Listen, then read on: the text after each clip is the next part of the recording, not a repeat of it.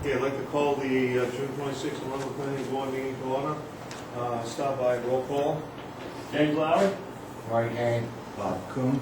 Tom McGinn. Roger Moore. Rich Canal. Ann Hart, Board Secretary. Okay, on the agenda tonight will be approval of agenda, non-agenda public comments, land use ordinance revisions. We will be discussing the public comments and proposed zoning changes that took place at the May 22nd public hearing. Item 2 will be revision schedule, proposed revisions to public hearing documents. Item 3, ordinance review schedule, have it completed by November 2014 or June 2015. And last will be revisions of the bylaws for the Arundel Planning Board.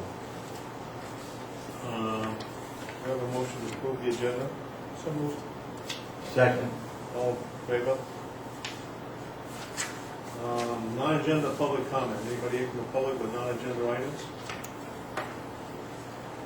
Well, sounds like the agenda is gonna be about what I'm here for, so. Okay.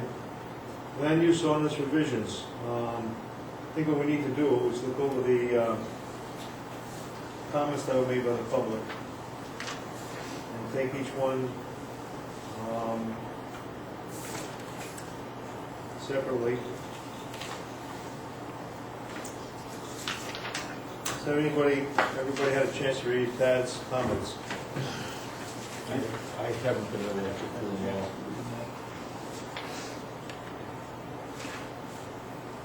Were these considered the minutes, but they're also his additional comments? Well, his comments are in red or italics. They're in italics. They're in italics. It's the draft minutes with Tad's comments on it that was disseminated to the board.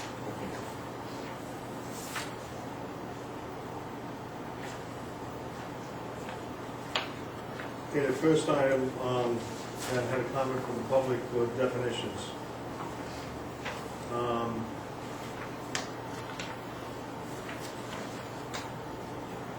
Diane Robbins, age restricted community, missing word is that's been completed. Medical facilities, there are no reference to methadone clinics as you feel the type of facility needs to be considered by the board.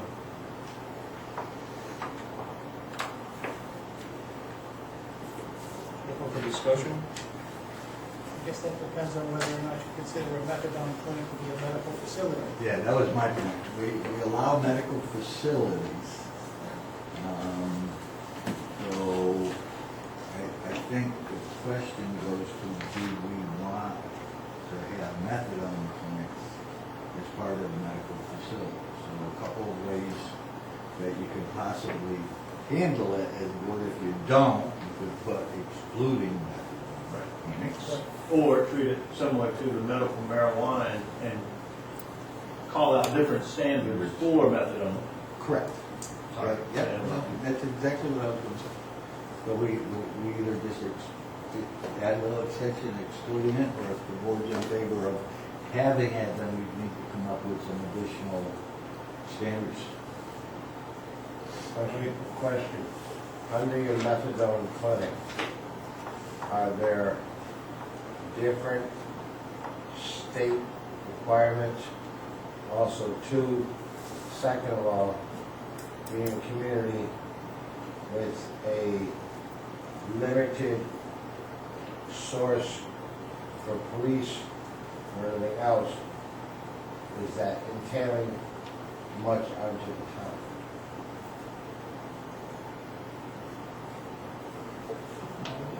I mean, that's why my question is being thrown out that way. I think that was part of the genesis of her question as well. I agree with specifics. So- Yeah, where you going? The quick and simplest way is to exclude methadone clinics.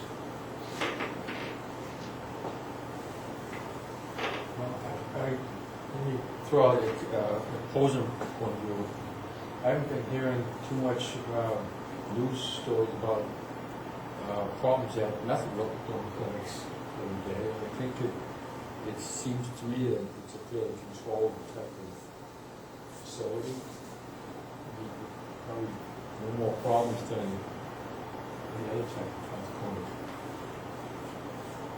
If we do that, then we get the right standards for them.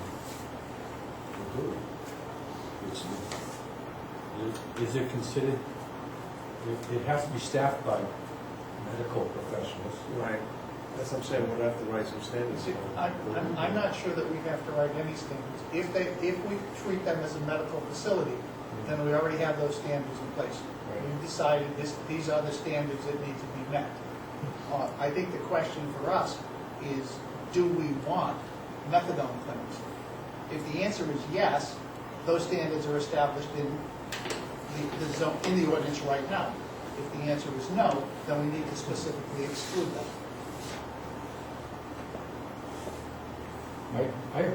I won't, I guess my only concern is I would guess, and I don't know, but there must be some sort of state controls and licensing and all those things that we don't know.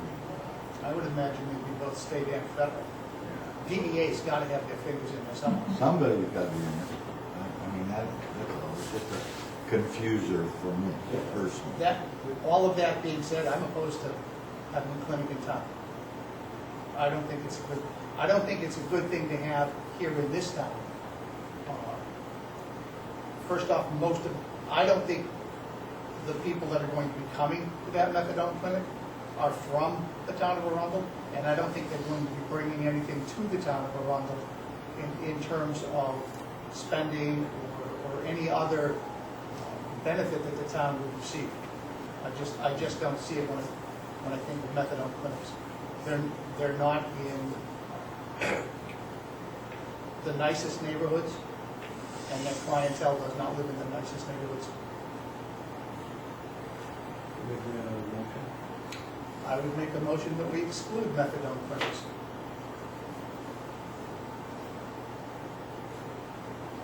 And a second. Question. Before we second, we The have, second, then you have discussion. all right, second. Said we also have public here. Okay. I'm asking the board right now, the public had a comment at the public hearing. Yeah. Let's go to the board meeting first, then we'll take comments from the public.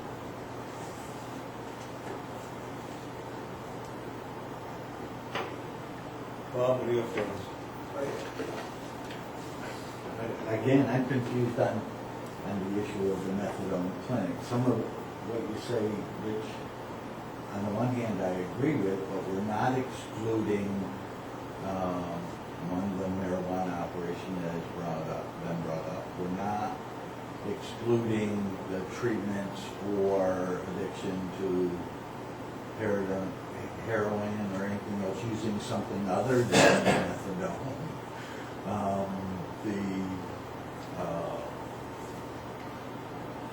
General Suboxone clinics that get established all over the place. I mean, I don't know on this issue. I would like, I mean, my take on it, don't have strong feelings either way, but I think it would be worth getting some input from Ted on what other communities might do to safeguard the general public, for lack of a better term, for facilities that are in place. And if we're not comfortable with that, then I would agree with Rick, that we need to take a long, hard look on whether you want to make an exclusion in medical facilities. And just to address Bob's point, medical marijuana is listed separately outside, so we did look at it and we set up its own. And that was my point. We're going to say methadone maybe. It's neither here nor there, but I'm still confused with it. And what are the safeguards? Is there some special, Yeah, we gotta find out what the federal some other stuff regulation that is. the town has to do? Yeah. I agree that it probably doesn't bring much value, but I don't know what obligation we'd be. What have other suburban or semi-rural towns experienced? He may have contacts with other communities other than Portland. It's a whole different, We got whole different Sanford. beast. We got Sanford. Yeah. But Sanford has more of a population where we have less of a population. Well, and that's what I'm saying, is to have Ted reach out to other more rural communities, less urban communities, that, and see what they have done, if they have any in town, and what the impact they've done. Yeah, and my concern is what type of security requirements they have. They will have drugs Yeah, there. that's what I'd like Oh, to, yeah, well, what have federal others. regulations, state regulations, the security purposes are gonna be required by the town.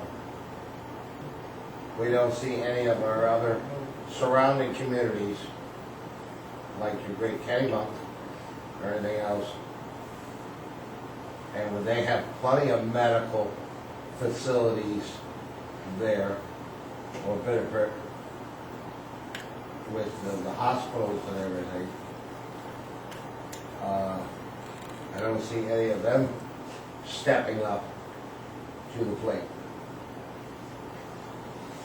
I don't know enough about methadone clinics to know Yeah. if they might be right on Main Street. No, what I'm just saying is, Like they We don't know. There's probably, there's probably not big signs for Yeah. methadone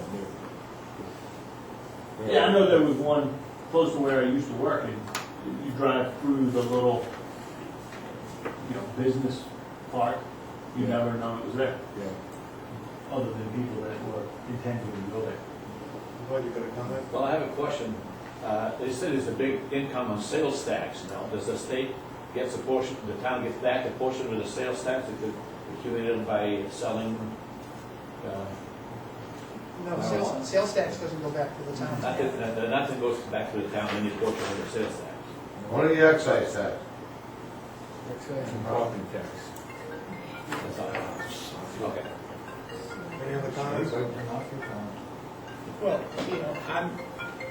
I'll withdraw my motion so that we can get some more information about it. I mean, I don't think Yeah, it it's- hurts to, It doesn't hurt to have the You information. gonna withdraw your second? Yes, sir. Okay, so what we wanna do is, let's make a motion to table it. I don't think we need to do anything.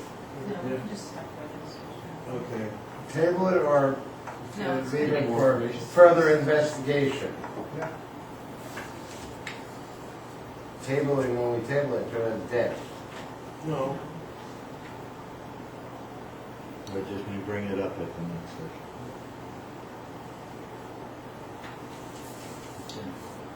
okay, let's see. The next one was district regulations, land use table was revised, it includes permitted, non-permitted, conditional uses in various districts. Pat explained that the DB1, DB2, PC district make reference to that specific district section in the land use ordinance from permitted conditional uses at this time. Comments? Bob, you commented, noted that on pages 2, 6, section reference TCD district should be corrected to read section 8.24 for sale. For use table as section 8.23 has been reserved for another future district at this time. That's been done.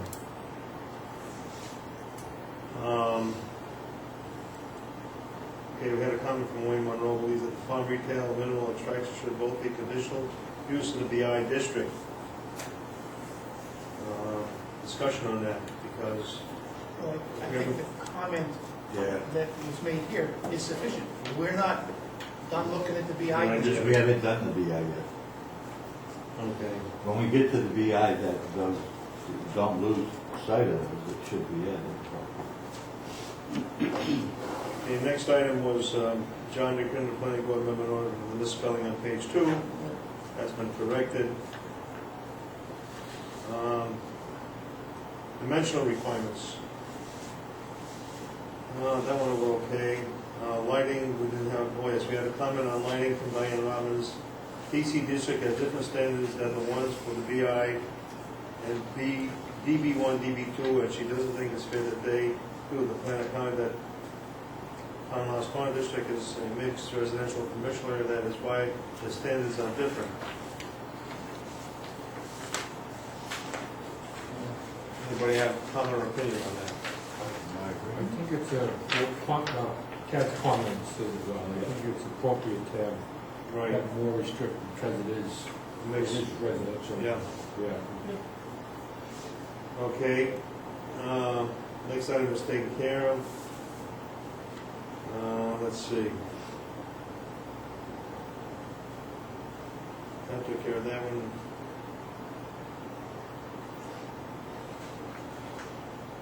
Off-street parking and landscaping. Comments on landscaping. Diane Robbins, 7.8.3, town maintenance and easement. Diane is concerned that the town will be performing maintenance and utilizing tax dollars too, so I believe that was addressed. We can, Tad comment that we can eliminate easement and leave the responsibility exclusively to the property owner.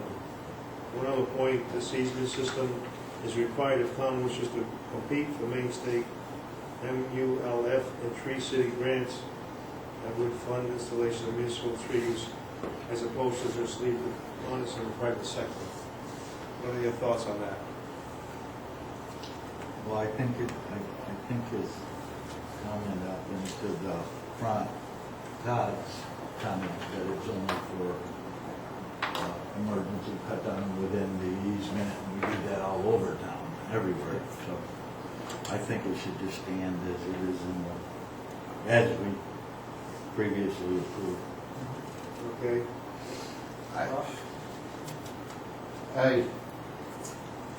To try to, with the landscaping bugs me anyway, okay, point blank. I mean, Where's landscape? you're with your trees and everything else right through here, you're under the landscaping, under comments and everything else. Am I correct, am I wrong, in the wrong spot?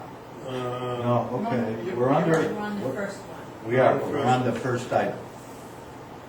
With the trees, not. Yeah, but turn, still come under landscaping. Landscaping, turn on trees come under landscaping. No, it has to do with the maintenance easement. Their question was maintenance easement. On the first section, Diane Robbins was questioning the town's maintenance easement. Section 7.8.3.B only, that's what we're. That's what we're discussing right now.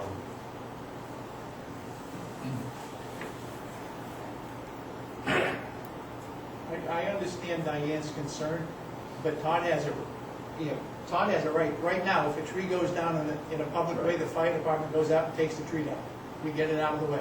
We get the wires out of the way, just to make sure that it doesn't impede traffic or anything. So whether there's an easement or not. It's a safety issue. Well, whether there's an easement or not, to me, it seems to be irrelevant. Correct. And I That's think what I that's said, what it's a Diane was safety trying issue. to point out. Right. We're gonna go take the tree down. I got the impression when Diane made the comment that she was concerned that the town was gonna get into maintaining, general maintenance of what the planning board might require for landscaping. She was concerned about tax dollars being spent. Yes. Yeah. We're gonna go out and She we're gonna thought it was gonna be maintain. more tax dollars, Right. and it's just, it wasn't there today, it's just. Right, I think she's concerned, we're gonna go out there and we're gonna trim the trees so that the branches don't fall. And I think having this in place really probably won't do anything differently than what we're doing now from a Right. practical standpoint. It just would give the town the legal right in case you came up against a landowner that wanted to kick you off their property to say, no, I'm sorry, we need to do that. And maybe maybe it would take care of something that was an imminent threat without fully, tree fully being on a power line. But, And in no way does it imply that the town is maintaining properties. right. We're maintaining an easement, maintenance easement. Everybody in the club with that? Bob, you got any comments? Okay, the next item, performance assurance. She questioned the need for this. Plan explained that this is a licensing, lessening of the current provision of the ordinance. Current town has the authority for any number of years to require business owners to replace any landscaping that dies off that was part of the original approved plan. This limits the length of time the town can require the owner to replace landscaping.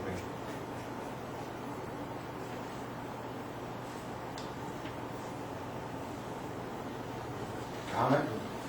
Yeah.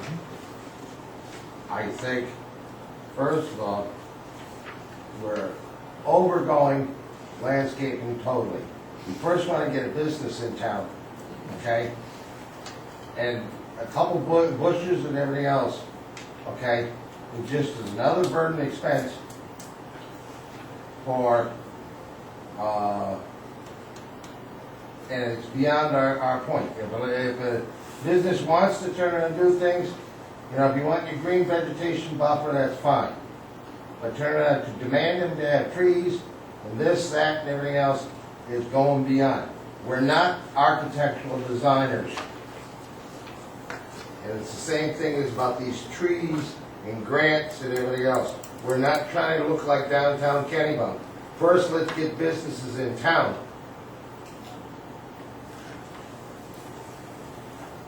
Jamie, comment?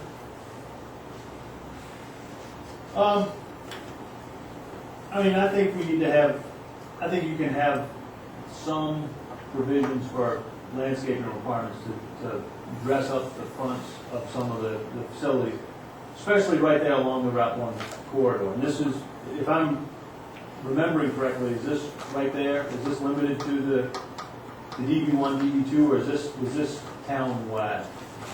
DB1? That's right. Covering, Couldn't remember. oh, What it applies to. that's covering both. DB1, DB2, and downtown Scotland. Okay. And, you know, so And this, I don't have too much of an issue with some limited requirements for landscaping. I mean, I agree with Marty, we don't need to go overkill on what's required, but I think there is a need if we want to help improve the look of that stretch of Route 1, landscaping helps to do that. And it can be natural, existing landscaping, that's right there. Nobody's saying you gotta go out and spend millions of dollars on ornamental plants. but From the- 7.8, 5.7 deals with performance From the insurance. performance standpoint, you know, And Tad makes a good point. We don't Yeah. have any money in the legal department to go after somebody right, if and he then dies in you, the if second you year. don't have that, you continue to burden the code enforcement officer to go out and essentially harass people to get trees replanted. So, Because if we change this, we can eliminate the 3-year performance. I know it's a little bit of a jump from what we are doing now, but I think I would be okay with it. Eliminating the assurance. No, okay with how it was proposed. So the 3-year performance assurance, we would want it to stay on. Right now, it's unlimited. Yeah. It's unlimited. Right, This is a- this is a lessening. reduction. Lessening greatly of what's there today. Right. Because right now, So it's every year. maintained forever. I don't think, was it for 3 years? 3 No, years, right- yes. Right now, it's Unlimited, forever. forever. The town can So go if a back. tree dies in Right. 5 years, they gotta The replant it. town can go back and cause them to replace it. Right, No, now, I think there should be a limit. 3 years. Is that what was written? That's what the recommendation That's what the was. recommendation was. Bob? Yeah, I just want to remind the board, we're supposed to be dealing specifically with those comments that the public made. All of the other provisions of the ordinance, Yeah. whether they like it or dislike it, Right. go along with it or not, the public, where they didn't have comment, it's not what we're dealing with today. If Right. the board approved other That's why I said sections 7.8, 5.7. Yeah, no, and I agree, so I would advocate for For a this- 2-year. And I'm not a landscape architect, but you would think that once something goes through a full growing, probably at that point, at least one full growing season, probably 2, they're gonna survive or not. But we've gone from unlimited to 3, that's a big jump. But it's also a big jump for a lot of people in town to now have to put money aside. Instead of waiting until an event, if it Right, should happen. instead of just saying, all right, we're gonna do what we can and plant these things, that if one of my bushes dies, we're going to replace it. Or having to put a certain amount of money aside or tie it up in their credit or escrow or something that then might, keep them from using it somewhere else in their business. So I think that's a big leap for a lot of people, and I think to try and limit that to what's the least amount the most that's practical would be better. You know, so essentially what I'm saying is really what advantage is it to go from 2 years to 3 years?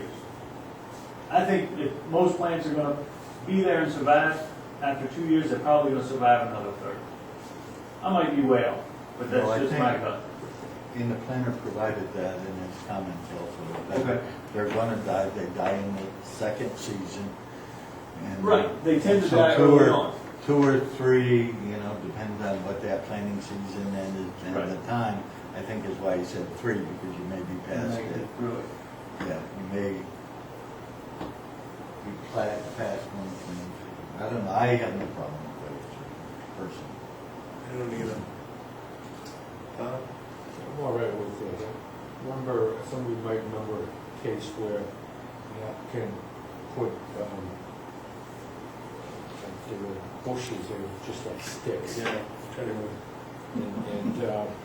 And a year later, they were all dead, and then the town had to enforce it and go after them, and it was battle. So this might just be a way, just do it right, rather than waste time and spend money putting a new one in or being chased in court cases and legal costs. Just, I think it's good to say, this is something that has to be done right.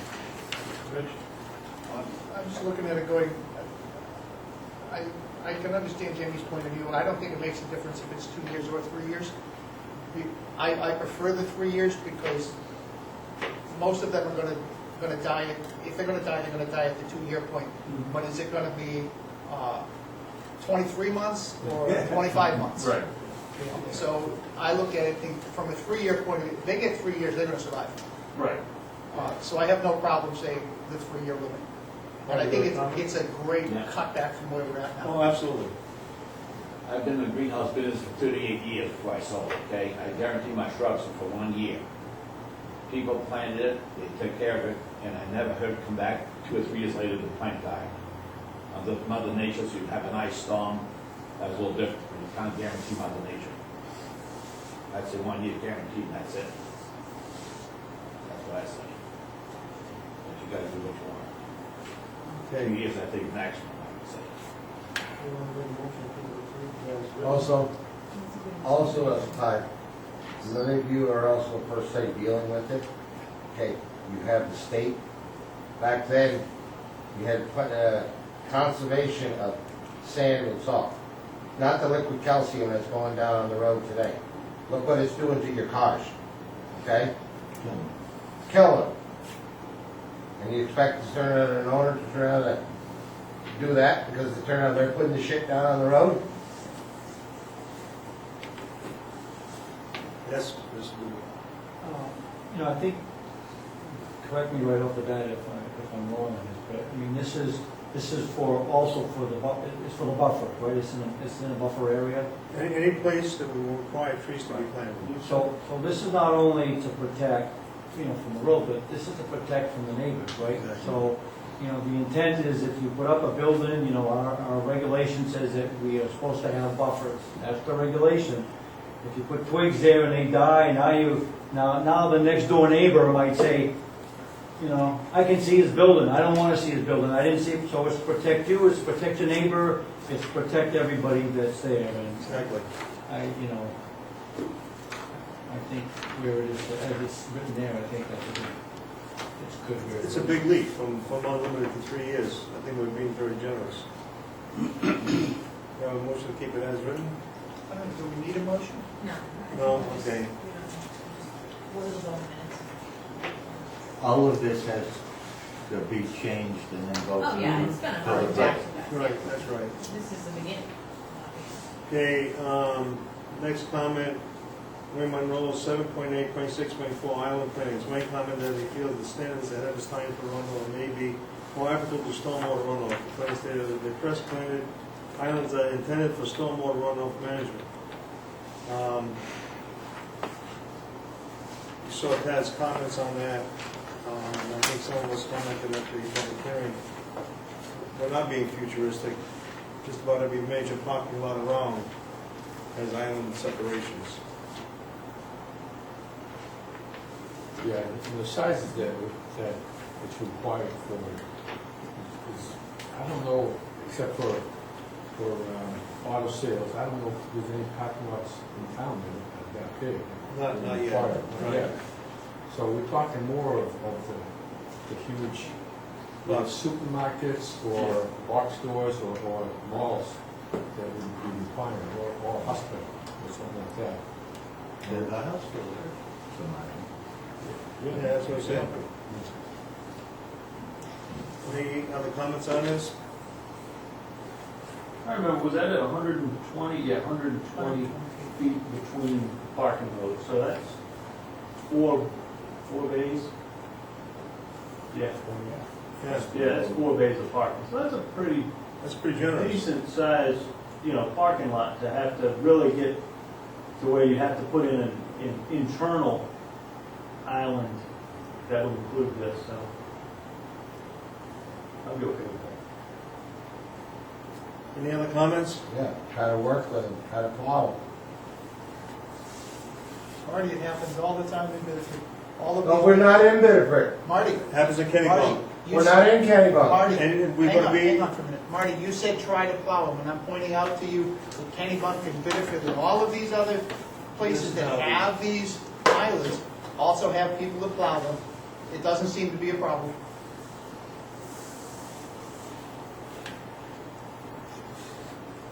Okay, the next item was page 2, 7.8.5.2, correct percentages to read 75 to 100, not 140.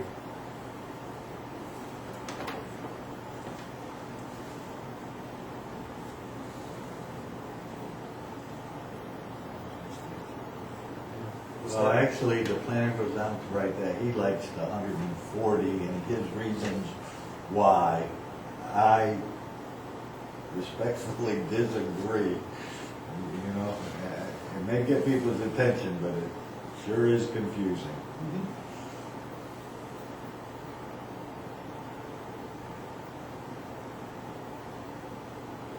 I can't follow what he means by where 140 comes from. If you read it, it explains it.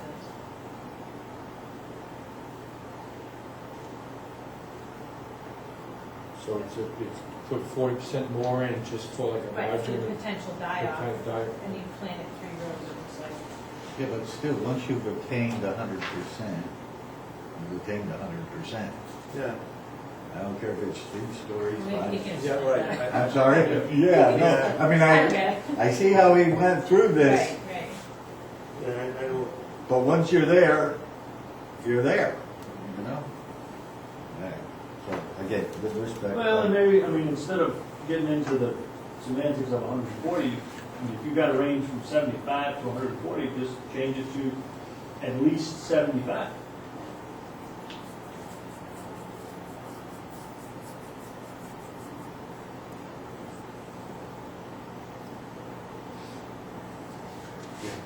We're not going to I- stop someone from doing more. Yeah, if somebody wants to That's do right, that's more right. and provide a more robust buffer, I don't think anybody can sit here and tell them not to. I don't think anybody would tell them not to, but the concept behind the buffer is that I don't see that my Right. neighbor's building. So we can't say 75%, because it's Well, we 75%. do say I can see my- 75. In what was proposed, it says buffering shall achieve between 75 to 140% year-round visual obstruction. We want it to So in provide order 100% to- year-round instruction.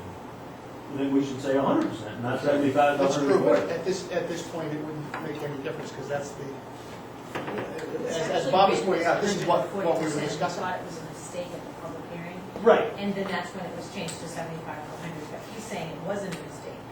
And the whole reason is because of the Right. die-off, like overachieving, so to speak.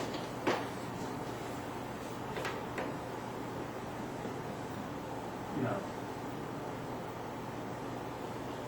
Leave it as is. the 140 may be some type of magic number in the landscape architecture world.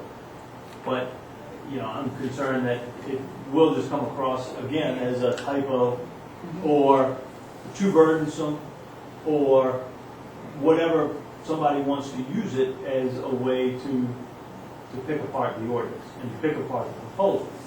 So if we were to leave it at 75 to whatever, to 100, or 240, whatever, Tad might rationalize, just call it out as in excess of 75.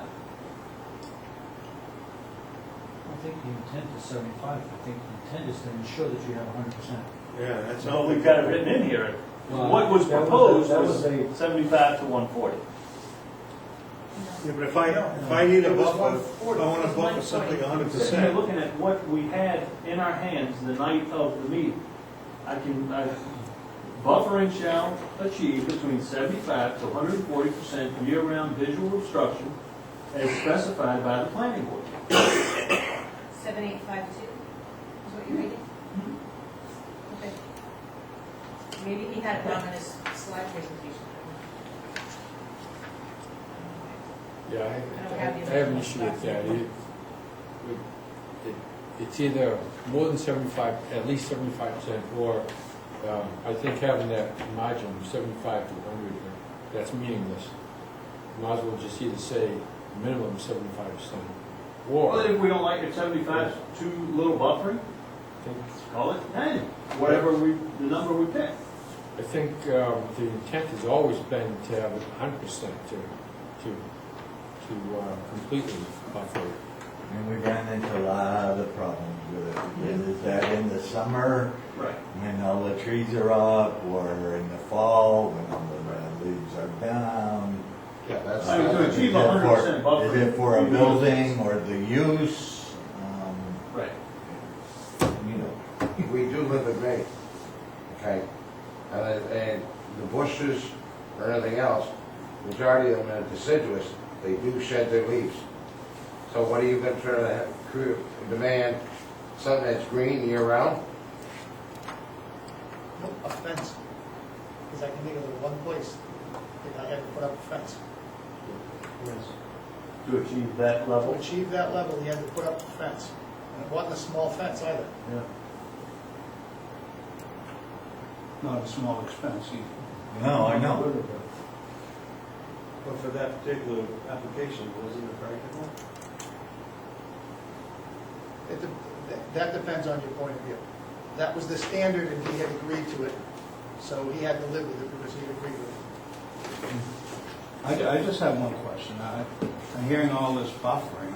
You're trying to build a little community where everybody's neighbors and all the buildings are gonna look alike and they're gonna have little trees, and now you wanna put a buffer between all of them.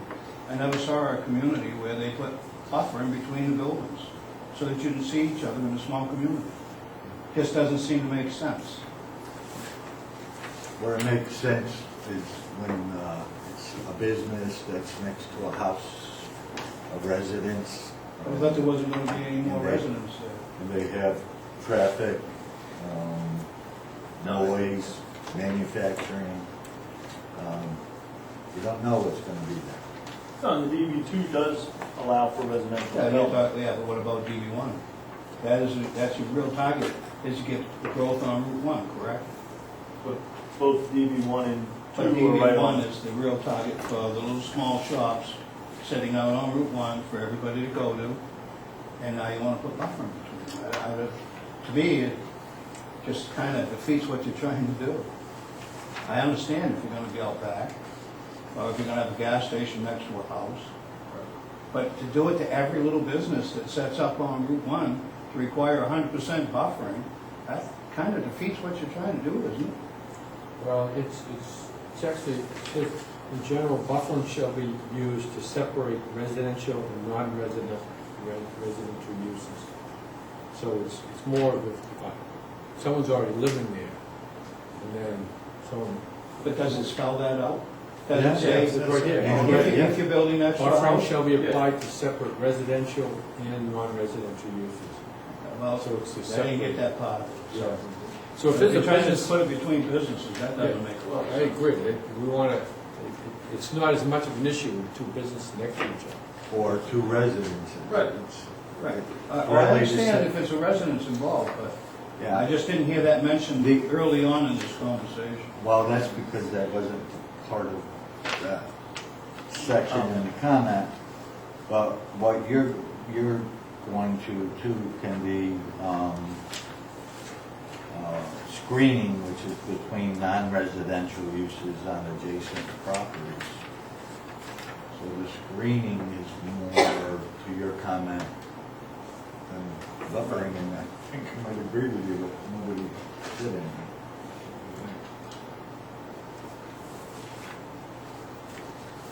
Okay, so we're all set with that? Well, Well, what's the? You want to bring that to Tad's attention with the 140? Yeah, he seemed like he had a pretty strong opinion that the 140 was appropriate, so we should get some feedback. I'd like to know what that formula is. All right, let's see, bring it up with that. well, it shows the 3 rows in order to achieve up to 140, then you have to put in the understory plantings, because you're going to lose the bottom rows of trees, and I can understand that. But But that's again, not all spelled out. respectfully, if you require 100%, well, then you need that in order to achieve it. You know? Unless the height, you have to carry the 140%. Yeah. Yeah. Well, it depends on the kind of tree and how many branches come out. Like, you know, that's my point. Yeah. All right. So it gets confusing.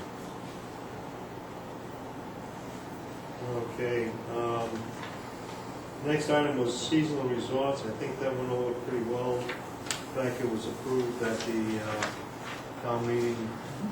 I don't think it needs any further clarification.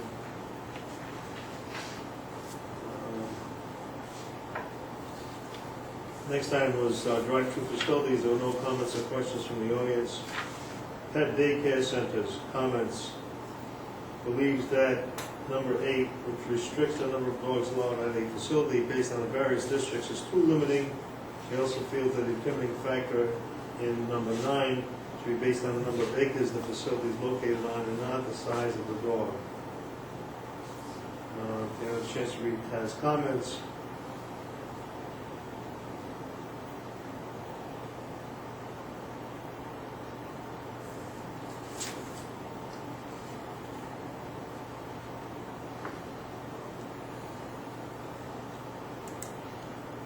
I think the number of dogs has a direct impact on the amount of noise. Yeah, And there aren't, especially down in the town of House Corners, there aren't large properties down there anyways. People own one parcel that's 9 acres, all of us are smaller. so we don't need to refer this back to Tad. Well, he had made the comment that he could secure other ordinance things, but I like the way it was written, the rationale within the ordinance. Yeah, let's- It limits it, you know, later if you find that, hey, there's absolutely no problems at that level, you come back and increase it, you know, at a later date, start out. yeah. It's always gonna be easier to increase than decrease. That's right, decrease, yeah. Since we, You know, we don't have anything like a shed, so. Right. You allow 100 of them, now then they're grandfathered, and Yeah, how we gonna, we don't want to be more restrictive later. Right, okay. But I agree with leaving number 8 alone. I mean, I think especially in Townhouse Corner, and, you know, we want to make sure it's to a controlled number of animals. I do give a little bit of sympathy to the limitation on no more than 50% of the property may be utilized for the outdoor portion of the dog daycare operation. I mean, while I think it's probably fairly impractical that somebody with a large piece of property is gonna wanna, you know, say 10 acres, gonna put 5 acres aside for it. But maybe they aren't, I mean, who knows? Maybe they want to use a greater portion, or maybe it's already cleared. I don't know, and they wanna just put a fence up around 6 acres. If they still have adequate buffering, why should we limit it without any other real good reason other than an arbitrary 50% number? I mean, I agree. and if it's, if you've got adequate buffering on a 2-acre lot, that people aren't, gonna be impacted, why make them only have 1 acre's worth of a dog daycare operation? That's probably depending on if you have a resident or not. Yeah, it very well might. Because then you have to have your buffering. But your buffering is not going to turn around and stop the mouth of the dog. So, I mean, it's not something I think we need to make a decision on tonight, You wanna throw it back at that? but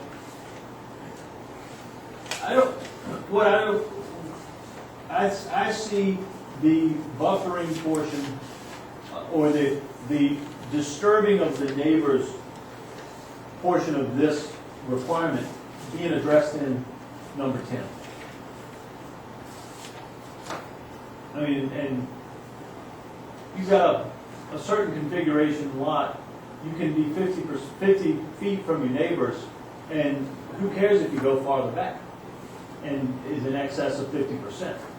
If you were in say a large lot neighborhood. Yeah, I didn't think of it that way. I agree with your point. I think that rather than acreage percentage, it would probably make more sense to have maybe a certain amount of setback. Well, then that's addressed in number 10 of the ordinance that was laid out. Yeah, so as long as it's 50 foot all the way Right. around. The longer the perimeter, the more acreage would be used up with that 50 feet. I mean, certainly more fence they gotta put up, but, I think the idea was to try to conserve for them bigger parcels, to try to conserve some so that there would be an opportunity for additional business. But I think that's up to business. Yeah. What they want to do and how they want to use their own force. I mean, I agree entirely. if they decide, if they have a large enough lot and wanna Use it move up. the business, or wanna add a business to the back half of it, the moving or demolishing and rebuilding of a fence is not gonna stop to scale it back. You already, what about the 150 square feet per dog, or 150? He's found those standards somewhere. Yeah. So, those, yes. And those are minimum standards for outdoor area for different dogs. The Chihuahua obviously doesn't need as much as a Great Dane. So the way written was fine. Yes, sir. You would break in 150 feet, would be able to be able to lay down. There you go. That's right. Okay, so what we wanna do with this is, on number 9, Yeah, I think it was worth discussing the acreage. Well, The no more than 50%. No more than 50%. 50%, right. That we should either discuss or if he understands from the tape, eliminate. Yeah. We'll bring it back up. Yeah, we should Okay. bring it back up. bring it back to that again.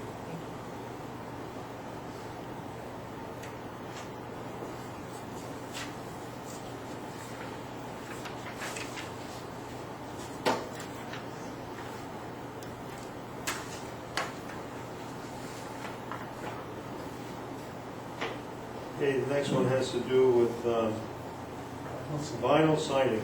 Linda Zook had a comment regarding 8.21.4.2.8.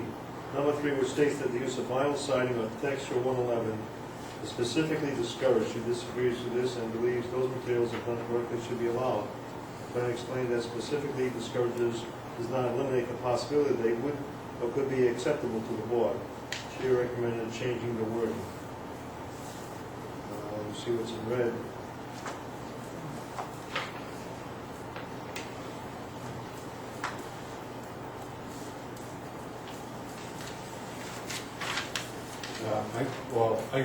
I agree with her. This is a really tricky thing to, I think it's like the definition of pornography, you know it when you see it. And I think vinyl used to be low quality, but now Yeah. It's, you get lead points for having some vinyl siding. What I don't like about with Tad Road is that the EDC is going to develop a list of acceptable vinyl siding Oh, yeah, manufacturers. no way. No, That's always ongoing, evolving as well, Yeah. so we don't want to get into yeah, that. so that too. A lot of these materials, they keep changing, improving, and evolving.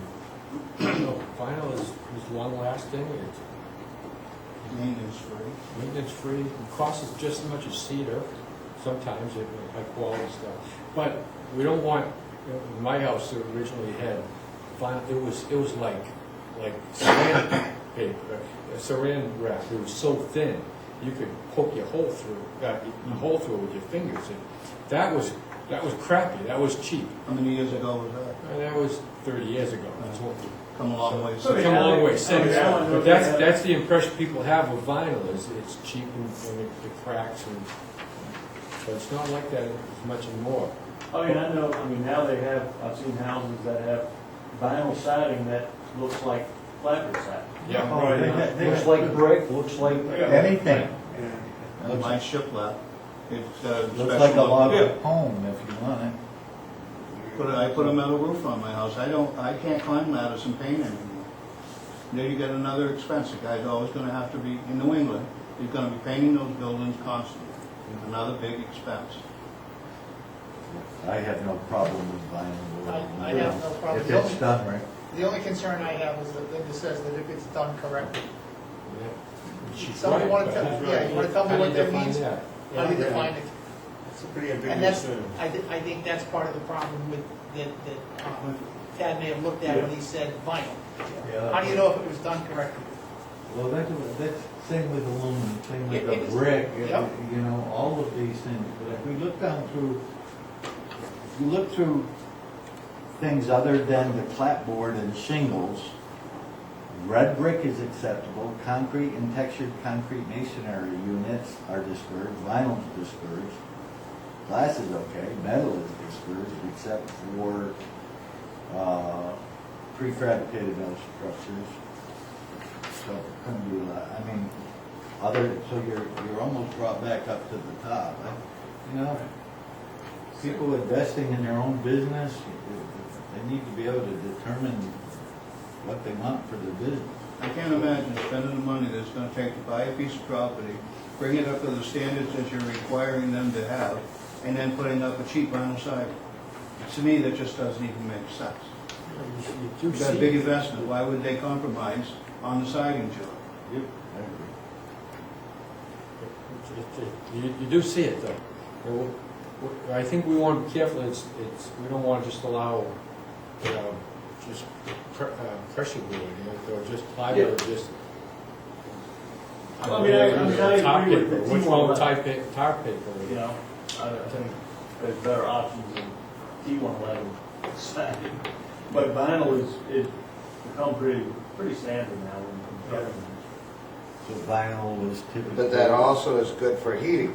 Granted, you can be cheap if you want on your landscaping if you want, okay, but at least you're gonna turn around and have it for your heating. Siding is, if you use cheap siding, you lose a lot of heat. Is If you use better- T111 cheap siding?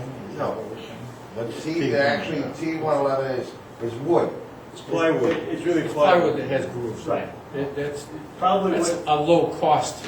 Yeah. I mean, I use T111 siding when I With the built this shed. vinyl, I. Yeah, it's for Yeah. sure. For the sheds, T111, yeah. Okay, do we want to, we had further discussion with Ted on this? Well, I think what we want is to have some type Yeah. of quality or So that's what that list is. yeah, and so, but how do we define that? Where do we draw the line? It's one of those things we all struggle with. We don't want to overregulate, but we want to have some type of standards. I find myself in the same position here. I know pornography when I recognize it. I know bad vinyl siding when I recognize it. I couldn't tell you how to define it. Yeah. It just wouldn't happen. Right. I just, and you don't want me telling you, yeah, no, that just doesn't look good, put something Right. else in there. Right. I would, first, I wouldn't take it if somebody tried to tell that to me. So I tend to think, I agree, vinyl siding should be allowed. How do we determine if it's good? I have no idea. Maybe a code enforcement officer could tell you that. Maybe. Well, that's what I think they were trying to get at that, with that, determining that list of manufacturers that are quality, and I'm opposed, like the street tree list, and then it can be modified as we well, go. for whatever it's worth, I'm opposed to the street tree list as well. Because I don't want to tell people what kind of trees they have to plant, and I don't want to tell people who they have to buy their vinyl siding for. Yeah, right. You don't, I think it's expensive. it all comes back to that vision of how do we attract businesses. One way that I think we've been working towards is to hopefully have a more quality environment. So by upping the quality, it might attract more business. Right now, we don't have any standards, so how good is that done for us? Not much. No new business moving in. No, Terry, you don't have any new businesses moving in. You say what business that we have is not quality? I'm not saying that. But my question is, you're gonna create more standards, since we haven't had any business moving in now, you're gonna just make it harder for them to move in? I know, No, I can only point out the VIP. If we let VIP have their way, we'd have a different looking VIP on Route 1 than we got right now. And we negotiated a nice deal and it looks very attractive. I'm not That's all saying we're that. trying to do, is set a certain standard for the town. But not every building has to look like It VIP. doesn't have to look like it, it's gonna meet that standard. No, if I'm not VIP was nice and they said, sure, they could Exactly. have just said, screw you guys, it's not in your ordinance, we're gonna put up a steel That's right. building and it looked like crap. Yep. That's all that this is protecting. But a lot of that also, Dan, was by public comment from the neighbors. It all was from Okay. public. And it didn't come from the planning board so much. Yeah. It came from the neighbors, the abutting neighbors, who were going to look at it. Absolutely, but VIP could have said, Take a screw hike. you guys, we don't care, this is what we're putting, you can't force us to do that. They were nice and they worked with the board but you could get somebody that comes in here and says, your ordinance doesn't tell me that I have to put, I can't put a steel building, so I'm just gonna put a steel building. I mean, There's nothing wrong with this steel brings up a building. good point, you're gonna spend all this money and you certainly don't wanna put up a building that is gonna depreciate as soon as you put it up, but it happens. There's nothing It wrong with does a steel happen. building. There's gotta be different grades of vinyl siding Right. that you could say, it has to meet at least this standard. I can't imagine that if you're gonna put vinyl siding up, then you've got an A, B, C, D, D being the lowest, A being the top, you can't go any less than B. There's got to be them standards. I used to put vinyl siding up. Yeah, I and think there that's is what different EDC grades. is getting at. The EDC said they would determine what develop a list of acceptable vinyl sidings, and maybe we gotta work with that. No, they didn't say acceptable vinyl siding, they said acceptable vinyl siding manufacturers. Right. And then That's what I have an No, issue with. But then Ted went on to say that each product would have a caveat or equally attached to it, so you're not singling out one manufacturer or approving one. Oh, yeah, I did, I saw the rest of it, To make it fair and legal. to make it legal. Right. So do But if you go on and read it, he says the downside is that the list of acceptable manufacturers would have to be constantly updated. But then he says that if the list was separate from the ordinance, then it could be amended by the board without having to go to town meeting for every change. I don't wanna have to constantly go back and look at a list and say, oh, we need to change this list. Even whether it goes to the town meeting or not. I don't wanna spend all of our meetings looking at a list of trees or a list of vinyl siding or a list of halogen light bulbs that say, these fit our criteria and these don't. But we don't have to go back to town meeting because we've treated it as a separate list. I think we should just say, it needs to be, what is it, the ABCDE standard, and say you have to be at least a C. If you're a D or an E, you can't use it. Right. And the CEO could probably do That's right. But that could be put into the ordinance and specified. We don't have to name the manufacturer, and the CEO gets to look at it and say, hey, it is or is not within the standard that's allowed.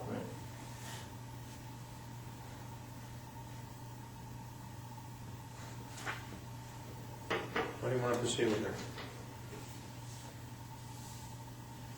Well, Well, I think we're all shouldn't say we're all in concurrence, but it sounds like most people are agreeable to the use of vinyl siding, Yes. at least a decent grade of vinyl siding.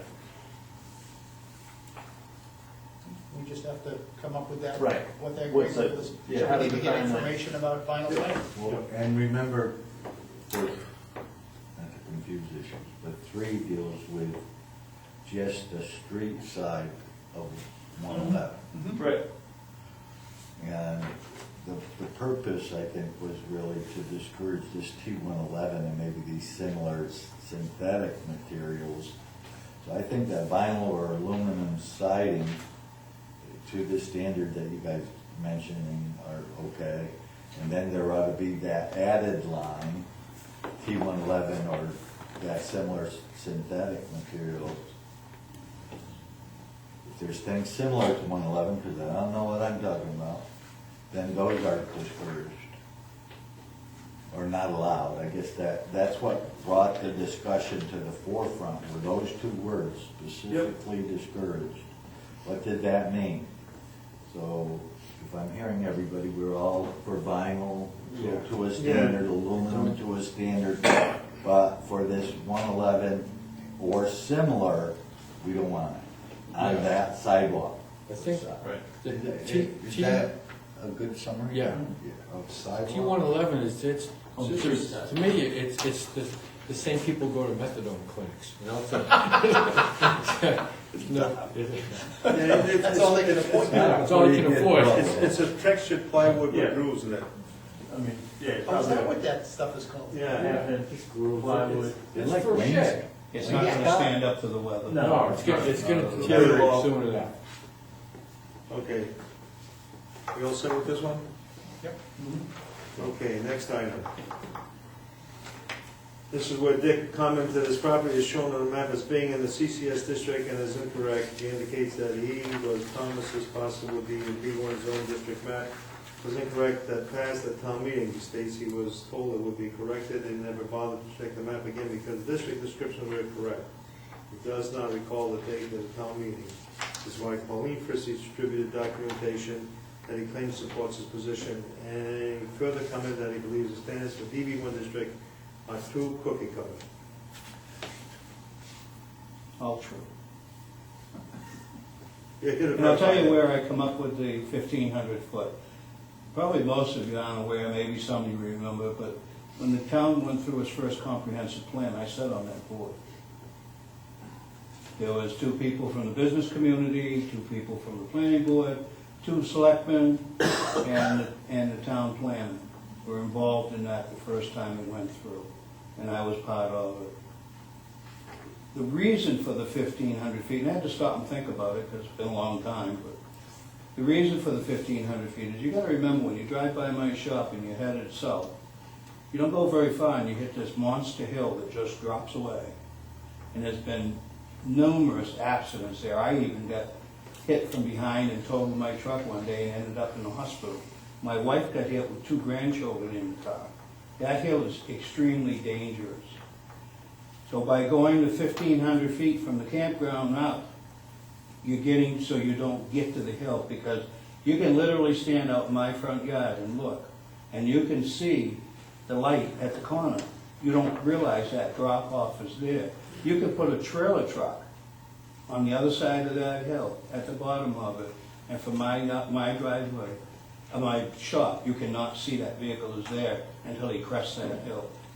So there's a real serious situation there. And I remember we discussed that in great length back at the time, and that's why it was 1,500 feet, so that people wouldn't be trying to exit out onto Route 1 on the side of that hill, which would be suicidal. Especially if you had a shop, some small business. The people that live there, no, they gotta take extra caution. The people that don't live there won't think about it. So that was one of the reasons that the 1,500 feet came up from the campground out in the log cabin room. Also, that had never been changed verbally in writing since the day it was put through the first time. I remember that meeting.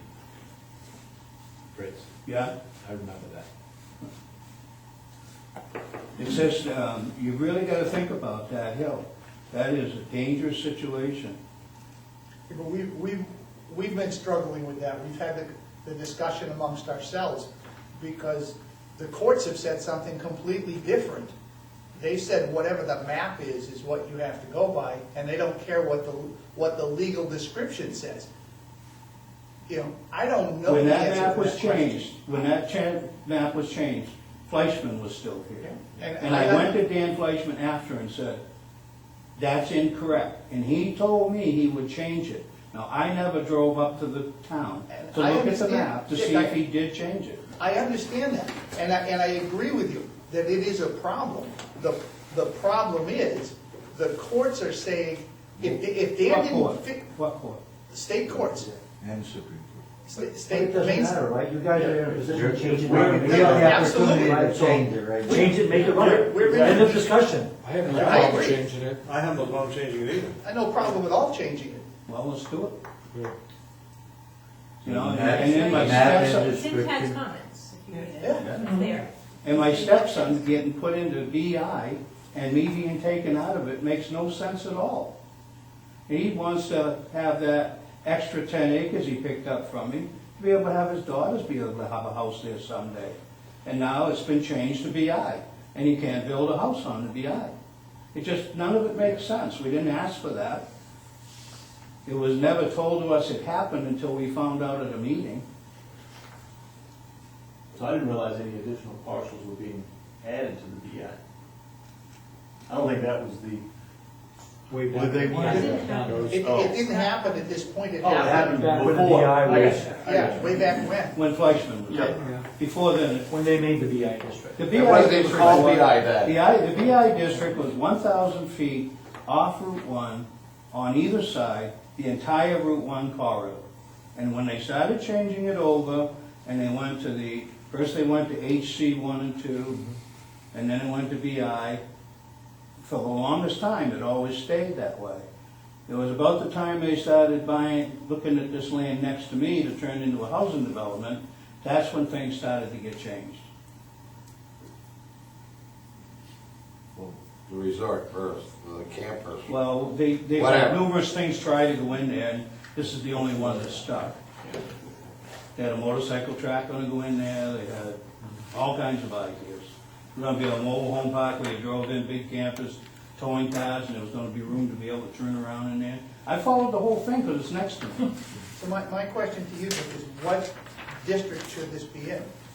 I have always been in business industrial, Okay. my business.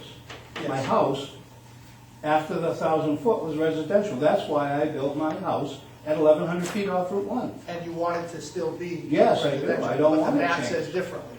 I don't want to change, and neither does my stepson. We were residential, that's why we built our houses where we built them, to get away from the commercial. We both are business people, he has an oil business and I have the garage. We both think very highly of businesses, but we didn't build a house in a business area, we built it in a residential. So if I remember right, I think the DB1 extends all the way up through there, DB1 turn on 350. which might have been, Well, be where you're. when they first laid the line out, the first time I saw the map, it stopped at my property line on the southern end. Right between, it used to be owned by Harold Hanson. That line ran through there. Now, it's been extended to between me and the new resort. So they've moved it another 660 feet, closer to the north. And I don't want any of my land to be changed from what it always has been. I've been here 40 years. Why do I want to change now? I'd like to keep my house and my stepson's house and that land behind the 1,000 foot mark. I'd like that to remain residential, and I'd like the rest of it to be commercial. And then on that other map that I submitted to the committee, they took, the way my land is laid out, I got 660 feet on Route 1. It goes back, used to go back 1,680 feet, but now my stepson bought 10 acres off me. But you go back on the left side by Hanson, and it goes back 550 feet, juts out another 700 feet, comes back and out. So I own, when you drive down my driveway to my house, I own a 10-acre lot on the left, in front of my stepson. I own the land out front where my shop is, and I own the land where my house is, and my stepson owns the rest of it. He now owns 12 acres, and I own 25 and a half acres. I don't like my land being split up. Part of it's B1, the other part's, no. B, new industrial B1, or whatever you call it. DBI, whatever. And then they got 1 and 2. Now they even split that 10 acres that I've got into another zone. So I got 2 sections of land that I own right there, 3 sections that have been changed to 2 different parcels of B1 and B1, BB and 1 and 2. It just, none of it makes sense to me. Well, Dick, I think we just have to work on correcting a mistake. I think that's all it comes down to. Yeah, and Tad said we can do it. Yeah. No, that's it. So, Where, Ann? It says it's going to be a This one right funky here. line Funky dividing line. BI and Yeah, R1 that's and my DB1 and shop. DB2. But it can be done. In the Fritz The neighborhood. little one it here can is be when done. Yes. I took it up, my wife we owns just that. have to work on it, that's all. I own this 5.5 With your shop. with my shop. Yep. This piece here And we is work where my on house this is. Okay. without the And applicant Alan's house is right submitting here. the And this property. So there's a is process. when the new 10 acres Right. is bought from Process, and me. he has to And it do actually that. He has 12. He has. And I With own the planner. this one. Yeah, that's what I wanted to clarify. So you see, I got DB, I just wanted to make sure it's not DB2, something that we can and do DB1. without him coming. And he's in Pat's B1. explained that. None of that makes sense. We could redraw line, we're And already. even We're though I'm in redrawing- B1, 'cause we're once his already daughters are proposing. building a house There's- someday. there's- New We're changes. proposing Yeah. and have And then, see, changed. the way. All it of this always is was. going back to vote. Oh, yeah. So we Here's the can campground. say that the And board the recommends that the And here's northern Sherwood line Lane. be its southern That's boundary. where the 1,500 feet comes. And now DB1. that was That's what always. Tad's saying, it's gonna be a funky line dividing B1 and R1, but it can be done. Try to have one conversation. Yes, So, we can do that. I'm sorry, I didn't hear you. we can do it. We'll work on it. Okay, I appreciate that. Because he says right here, we can do it. Okay,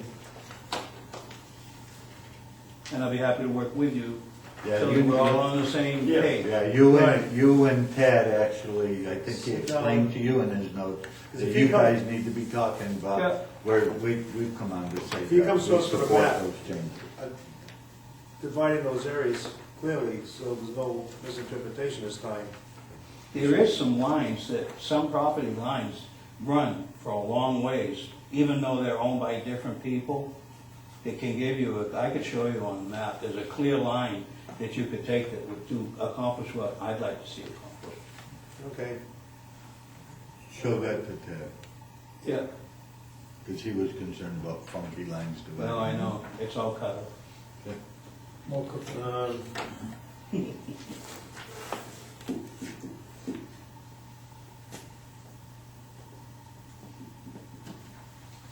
And the other issue that I brought up, which has nothing to do with my land, was the fact that it was all looking cookie cutter.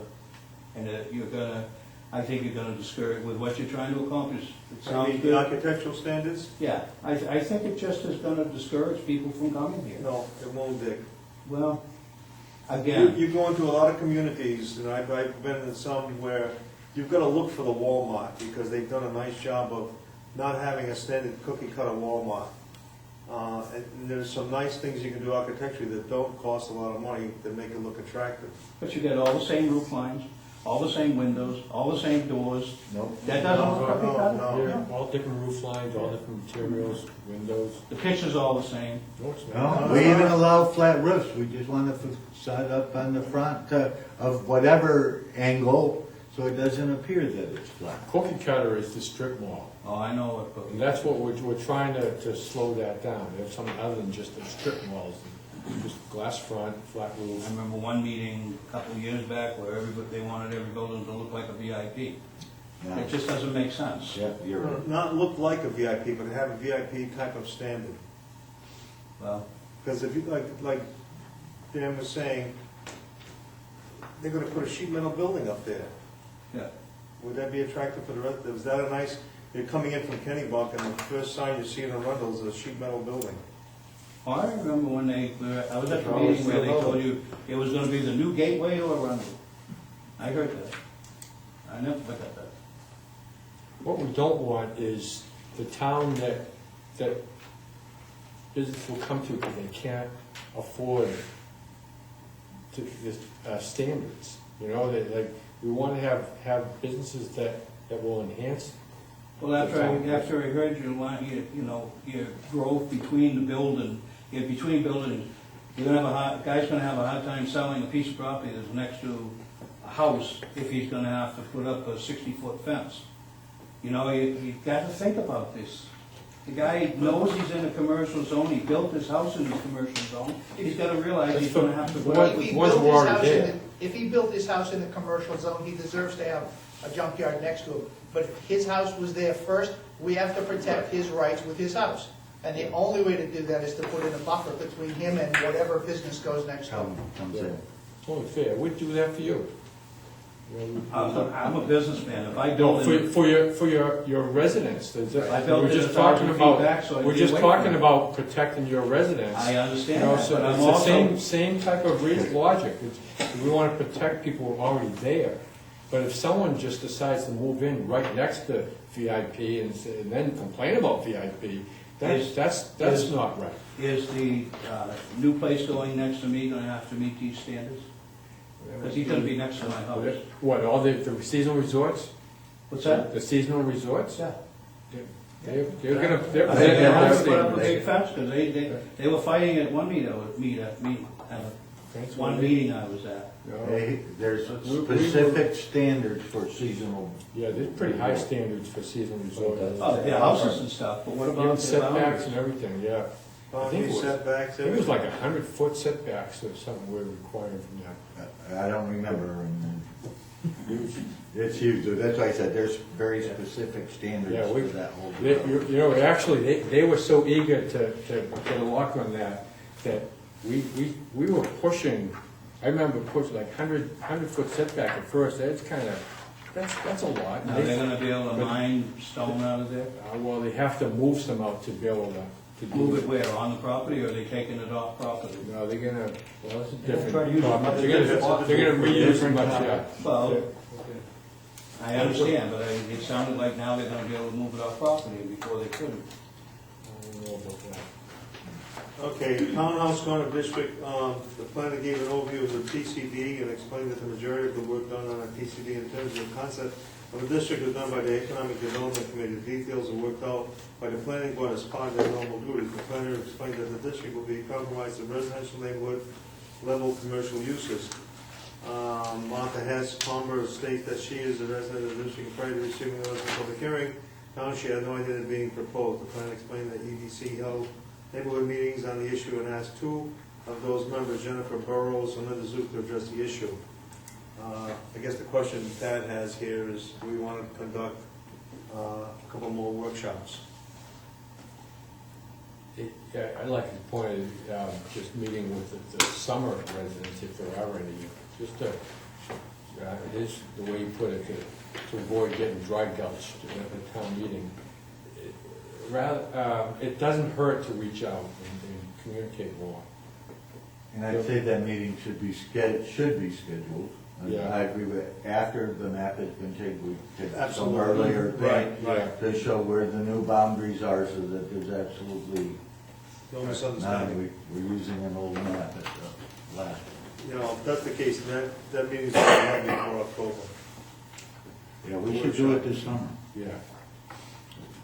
Well, anytime now, yeah. Well, no, we have to. Once the changes The are map, right, once the change's been done. At least show them on the map. It is hard to get the message out, though, to communicate. We're not going to be on TV. People don't even watch TV anymore. So how do you reach people? Well, like Linda commented at the meeting, was either her or Jennifer said that some of the stuff was handing out of the voting booths. Yeah. So, We tried. I mean, Yeah. it's a major Textbooks are effort. going out in September, and there's a line in there, you can put comments, we could just put a notice in there like, please watch for upcoming informational meetings regarding new zoning, or we could do something like that Yeah, on the tax bills. There's a comment in there. a lot of it I is. mean, it's a thought, and that goes up to every taxpayer in the town, so. Yeah, it's, a lot of it, people, if people want to know. Do you want to know about your town? Visit our website and what's going We're on. just, you We're know, all there will be involved. upcoming meetings. A lot of You people, know, that's the a lot of people, how's their mortgage? No, tax bills go to the I taxpayer. They understand that, they do that, but do I even look at it? I throw it away, because I know my mortgage takes care of it, my bank takes care of it, I don't even look at my tax bill. 1% right there. I don't look at that, I get that. One more piece of crap. The bank takes care of peanuts. 1%. It's just a thought, My staff takes care of that. I make so much money out of it. He's the 1% that the 1% is referred to. Okay, the next sentence had to do with John Clough Lane. You should see how much vacation he has, too. Yeah, it's, you know, I have no problem if we move it to the other side of John Yeah, I Lane. don't have a problem with Yeah, that It's either. like what Dick's request, Right. if someone wants to be in that side, they're right on Right. adjacent Especially property. right there at the Yeah. boundary of it. Yeah, So, No problem. no Usually problem it's with the other that. way around, if people don't want it, so. One out, one in. What was the name of that road again, Johnson? John Clough Lane. There were two businesses off. They're in the town We went house down district. to where we thought the last businesses were, but on the next street, there were two businesses. And I believe I that know of it, I just- it was right in this flag. Right in follow- next- Yeah. The next Yeah. white. You know, so property. I would propose, you know, when we get into this, that we pull it right down to encompass these two properties that are right there. just so- Okay. No questions? Comments?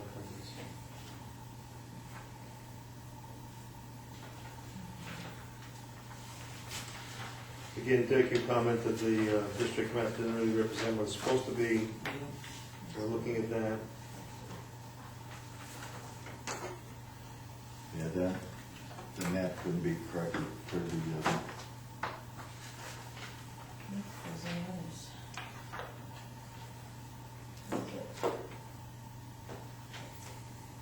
did Linda Zook's comment What's that, Bob? on the next item? Where is it? Linda Zook questioned why the warrant articles included all of the revisions on one article. She indicates that she believes they should all be separated. Kind of moot now, ain't it? Yeah. Well, it's gonna be going back. Yeah. Yeah. It's gonna be going back, and we've heard very strongly, I'm for this, I'm not for that. So, how many aren't for that one little one? Okay, so the big issue with that, the next time this goes to town meeting, we're gonna have all the zones done. But it's not a question of us, we don't write the warrant article. We write The selectmen The write it. selectmen write it. But if you do it as a repeal and replace, if you get all the ordinance written Yeah, right. before it goes to town meeting again, it's a repeal and replace. You Right. take out this one and you replace it with this one. Yeah, So and it that's, really does only need to be one question, and that's what we're gonna be Yeah, doing. you don't, because you can't pick it. you apart. don't want to have some Right. pass. Well, Right. we just You're- went through, You're passing it entirely. I think you can separate some of this. Some of it You need might to keep this, Right. her comments in mind, I mean, right now, Right. it's a moot point, but my, If you it know, goes, depending how it goes. right, and my suggestion to the board is don't wait till the last minute to have a public hearing, because then we're gonna do this same crap all over again, right?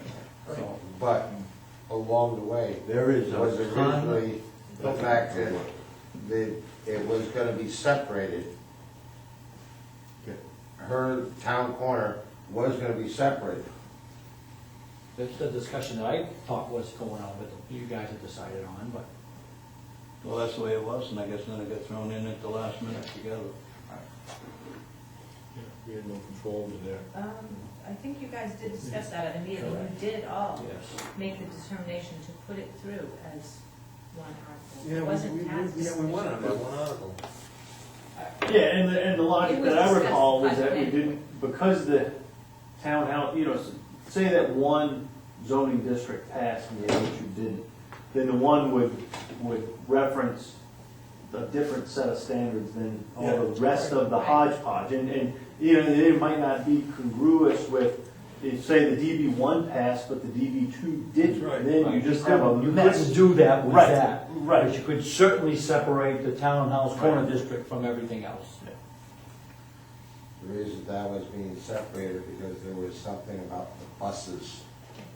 So it turned out if it did go through and it would fail because of the buses, Right, and town you guys closed took corner. the Then we buses took the out. buses Right, out. and then you took the buses out. and so We took the therefore- buses right out. Okay, the rest of this has to do with our regular meeting. That was a written comment that- There were a lot of other comments Comments.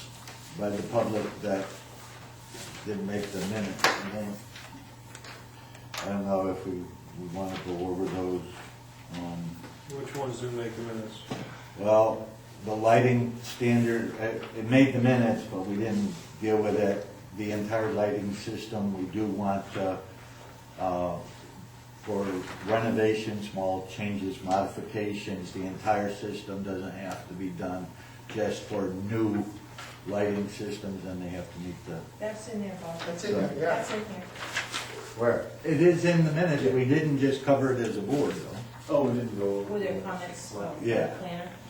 There was- Did I miss that? No, but also too, in between the minutes and this, there was a comment been made by the public, myself, where I became from one side of the board to the other as a public member, and has been totally ignored. I did listen to your minutes from the June 12th meeting that I was not here at. I am going to ask you to send me an email, if you would, about those comments. The recording is a 5-hour recording. I did make a note in my minutes from that night that your comments were basically talking about street lighting Yes, and what was the town gonna do for businesses. correct. So I guess I just would like you to maybe recap that for me in an email, if you would. I don't have the word for word because I didn't record it myself. Okay, well, I can go back through the video recording, it's a 4.5-hour meeting, so it will take me some time to do that, but. But like I said, even under public comments here, There was still, I came out as, from a planning board member to a public to a, public member. Because otherwise I was stepping on from one side of the table to the other. I think Marty's comments basically were, what's the town gonna do about lighting on Route 1? Right. In essence, that was the gist of his comment. What's the- And what was the response to that comment? The response was, that's Nothing. not what the public hearing was all about. Yeah, That's Okay, right. so I guess I didn't really include it. So I'll I put it in. mean, it's something that if Marty's so strong about, it's something that Marty ought to bring up when you discuss that, but it's got nothing to do with the public hearing. yes, it did, because I made it as a public member. I understand, Marty, but the public hearing is to deal with the agenda item at the time, and that was a non-agenda item of the public hearing. Now, don't want to just disregard your comment, but it had nothing to do with the public hearing. Don't want to disregard what you're saying, just bring it up at the appropriate time. I do, and it gets still blown off. Getting back to lighting, Bob, you know, under. That's in the way. Was that on page 3, Bob, up at the, Which one do you want? Bentley Warren and Grinnell and Lester both commented and asked about 7.5A specific final sentence, which states that when an outdoor lighting installation is being modified, extended, expanded, or added, an entire lighting installation shall be subject to the requirements of this section.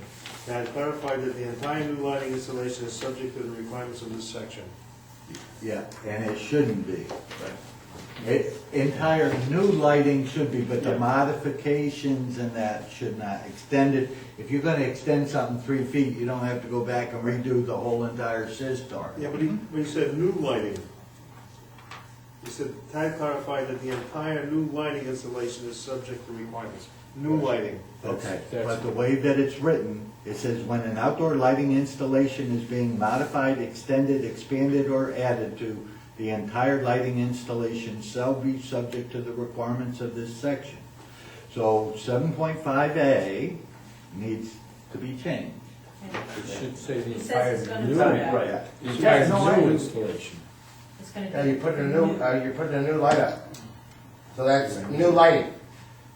That is not what the ordinance That's says. not what it says, though. The ordinance says when an outdoor lighting installation is being modified, extended, expanded, or added to, the entire lighting installation shall be subject. Ted has made comment that he's gonna That's change right. that verbiage, we just didn't discuss it Right. tonight as a board. Okay. We also didn't discuss, there was comments made about why reader boards had to have Or the raised.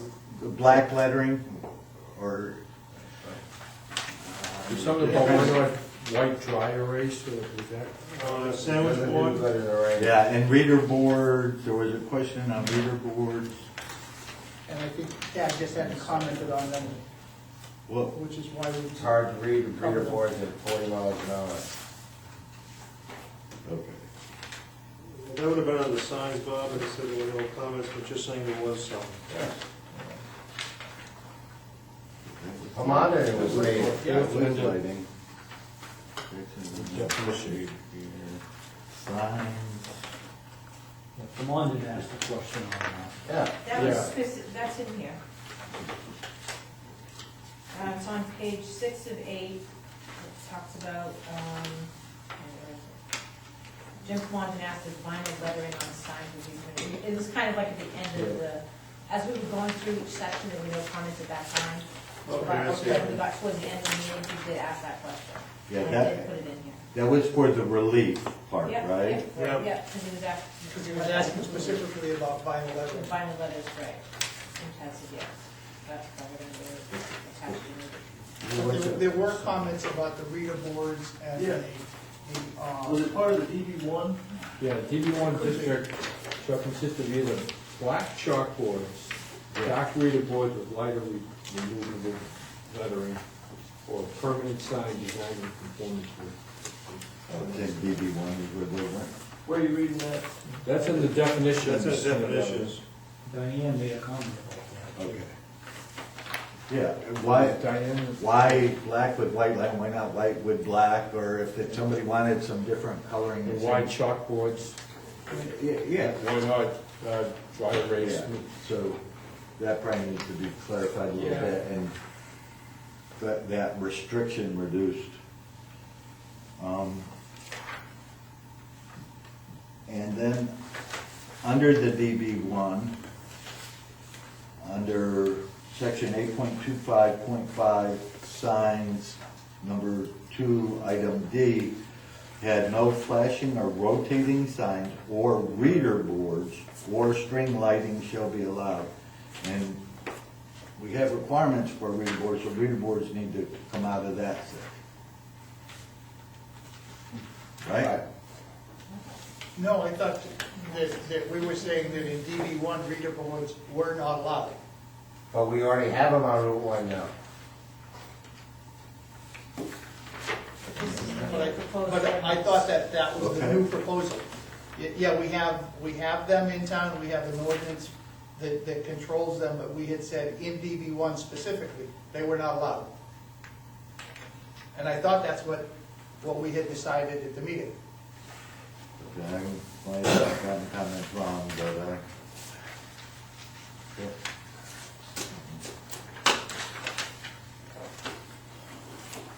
Find something else, Bob, we overlooked?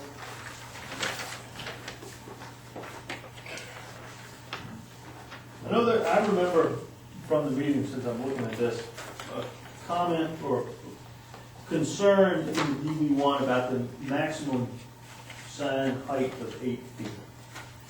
And a gentleman being concerned that that may be a little short, especially as you get to the end of winter.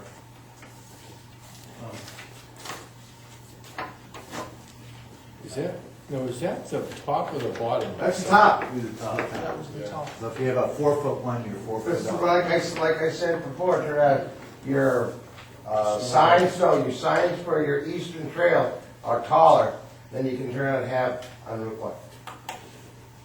Eastern trail is more important than your Route 1 signs. Well, that's worth reviewing too. I don't know where it should be, but. Bob, Yeah, so, was it Dr. Volvo that I think it was. that brought It that was point up. somebody, yeah, it was Right. somebody from up It above. was sitting right next to me. Right. It's, Yeah, it's There was 100 people there. the guy that had the accent right, there. I think it was Yeah. the Dr. Volvo guy, No. because he was No. commenting No, on no, this. no, no. Phil Schenevere. It Yeah. was Gernot Nicias, Yeah, whatever, yeah. the German guy. The German guy, he's the one that brought that up. SL Tech. Okay. Okay, I'm good. That's why I thought it Okay, was so- Dr. Volvo. Sorry. So we may wanna revisit Signs that. again? Yeah, Yeah, 'cause you could get a Sign full height. snowbank, Sign height, yeah. Oh, yeah. real quick. right, and that was the point he brought up. Yeah, that's a good point. Let's clarify if reader boards are allowed or not. There was, can you bring up it? Yeah. There was also on 7.5.b, it was where it lists community, commercial north, downtown business district 1, DP2, blah, blah, blah. And then, but then later on, it was that, there was a lot of discussion on this issue. It didn't include the townhouse district in 7.5b. But then it's referred to a lot in the other places. Did anybody recall that whole issue? It was, something had to do with lighting the automobile service stations. 7.5.b. Commercial district wasn't, I mean, the townhouse district wasn't included there. Was that because there's no service or gas station Stations allowed in allowed. the townhouse corner? So Right, it didn't exactly. need Right, to so it be- didn't apply. Right, it didn't need to be specifically listed in that. But then it's added in that very clause, 7.5b1, TCD is then added there. Pat has removed that. Removed it. It says done. So it says, It Pat says- agreed that the TCD, right here, Tom. Should be added to the statement for 7.5b, but removed from 7.5b1, since service stations are not permitted in the townhouse corner district. If it Did we says just done, remove that? Yeah. Yes. done. Okay. Thank you. I missed that. Right. I have one quick question I've always wondered about. When you have a voting on something like this, I guess the only people that can vote is landowners that live on their land? Is that true? No, residents of the town of Arundel. The taxpayers in the town of No, Arundel. they have to do If it. you own a business, Registered voters. right, yeah, registered voters. Now, so somebody that owns a business may have more invested in a piece of property than anybody that pays taxes anywhere else, they don't have the right to vote. Correct. Correct. Can that be changed? No. It's a state It's law. a state law. It's a state law, It's a state law. yeah. You have to You be a have to- registered You have to voter reside. of where you reside to vote That's where you in vote. that town. It just doesn't seem right. Well, likewise, a resident that is not a landowner, may not pay taxes, has the right to vote Yeah. on I things could own that. apartment buildings in Right. Bedford, I can't go vote in Bedford, you know? Yeah. or- Yeah, it just doesn't seem right that, Well, that's one person, one vote. Where you reside is where you vote. I The whole understand. country is. That's the American way. Just don't necessarily agree with it. But, I mean, they do have the ability to come and voice their opinion. They have to ask No, I permission. can't unless they're approved by, They can't come to a public hearing? At a public public hearing. hearing, yeah. But They at can't town vote. meeting, you can't. They can't vote at town meeting. They can, they speak at a town meeting? No, without Yes, permission. Wait a minute, they can come to a town meeting, they just don't get a card to vote. And No. they can speak as long as they've been It's Approved. Recognized by the moderator. If they recognized by the moderator. And, This- and the townspeople vote to allow that person. And this to vote. town will always do that, has always done I that. mean, a good example is the guys from Cecil Cottage, what's, Paolino? Carino? Yeah, we gave him permission to speak. So anybody that owns, anybody can stand up and ask for permission. Exactly.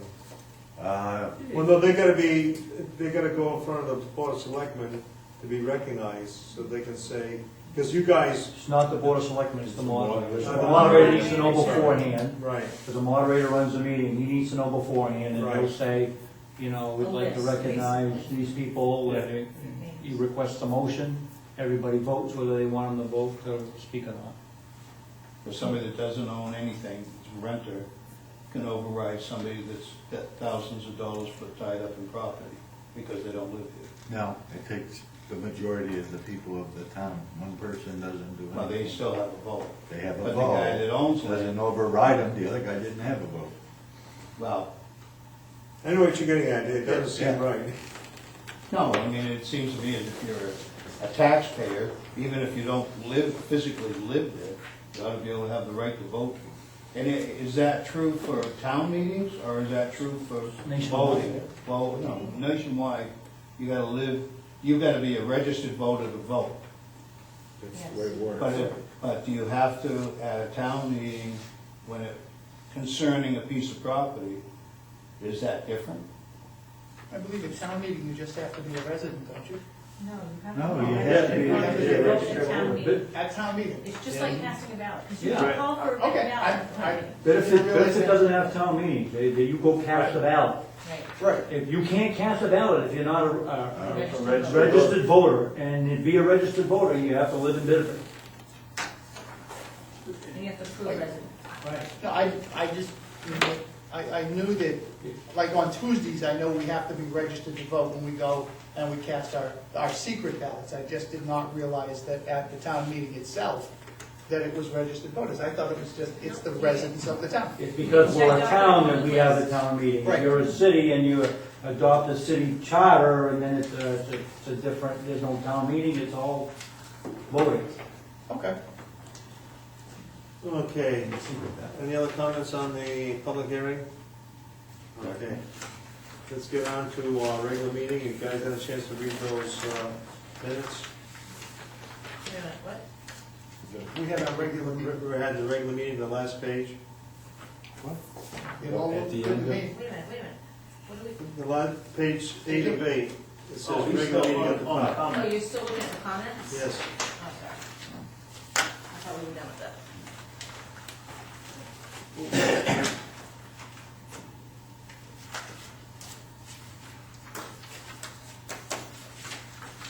Oh, I mean, do we need to review? Yeah, just look at it and see if that is there is correct, that's all. I'll make a motion, Wait a minute, Page 8 of 8. yeah. are you reviewing these minutes? You already reviewed these We already minutes at the last reviewed them. meeting? Oh, you approved? In Oh, June. These are just the town planner's Yeah, comments. these are just the comments. Okay. These minutes were approved at the last meeting They for were. revisions to include Marty's comments. Or else we already voted on So we these don't have to do anything. Okay, you have to do it, all right.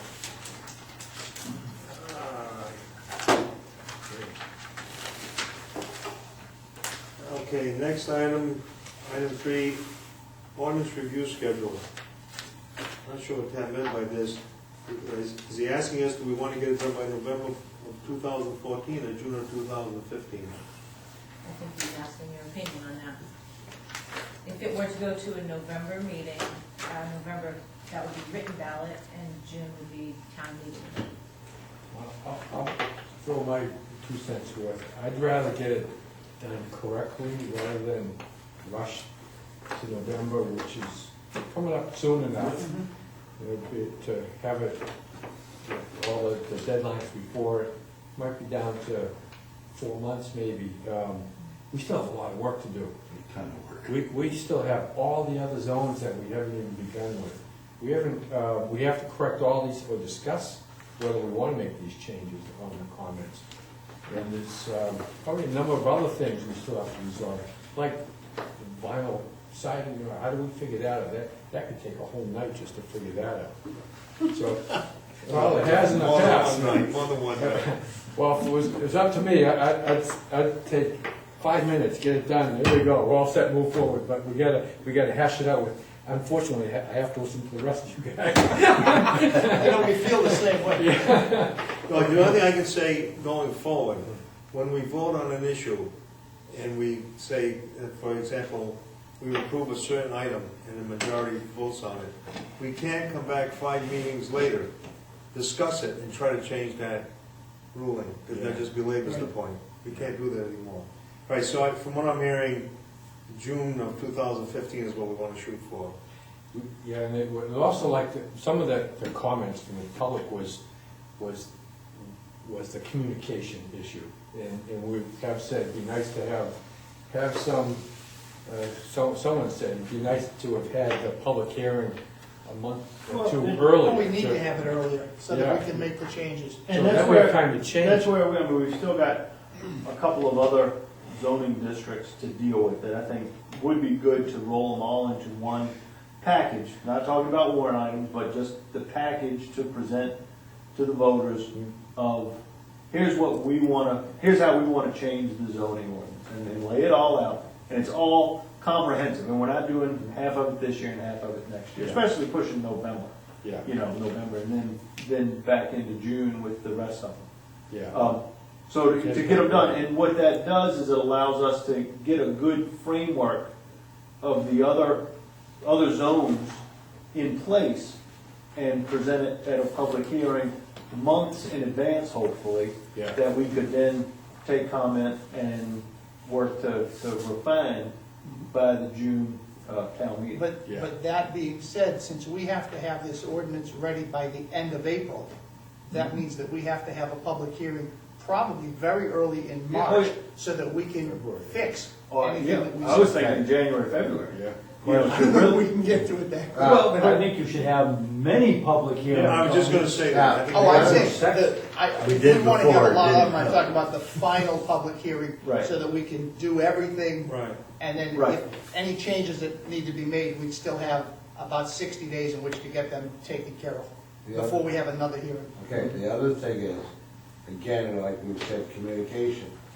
Dick himself, okay, has asked me stuff be put onto him and everything else for communication, or if there are any other businesses that want to be, have it emailed, it turned out it is a form of communication, it should be able to go along that way.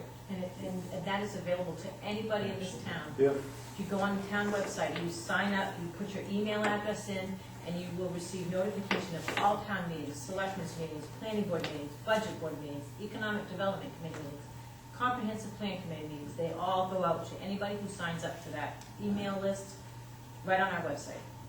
Yes, Dick? How often does the arrow come out? No, What times no. of year? Yeah. What's a That's It's quarter? not even on quarterly. a set schedule. It's usually every 3 months. Most of the times, we absolutely try to get one out before important things like town meeting or major. Wouldn't that be a things. good place? I know most people probably grab that and say what's going on in town and look through it. This website you have, most people don't even know about it, haven't been told about it. Wouldn't that be a good place to put it? We do put that in the It's all on newsletters, there. that's Okay, going out. and maybe something from the planning board, every time it goes out saying this is what we're working on now, so people are aware of what you're working on. If you have any interest, come to the meeting. The planner always puts an article in the newsletter about Every things time. that are happening. Every time. The planning board is planning on changing Why doesn't- the zoning in the B1, and that's in there? Or is it just that they're gonna have a meeting?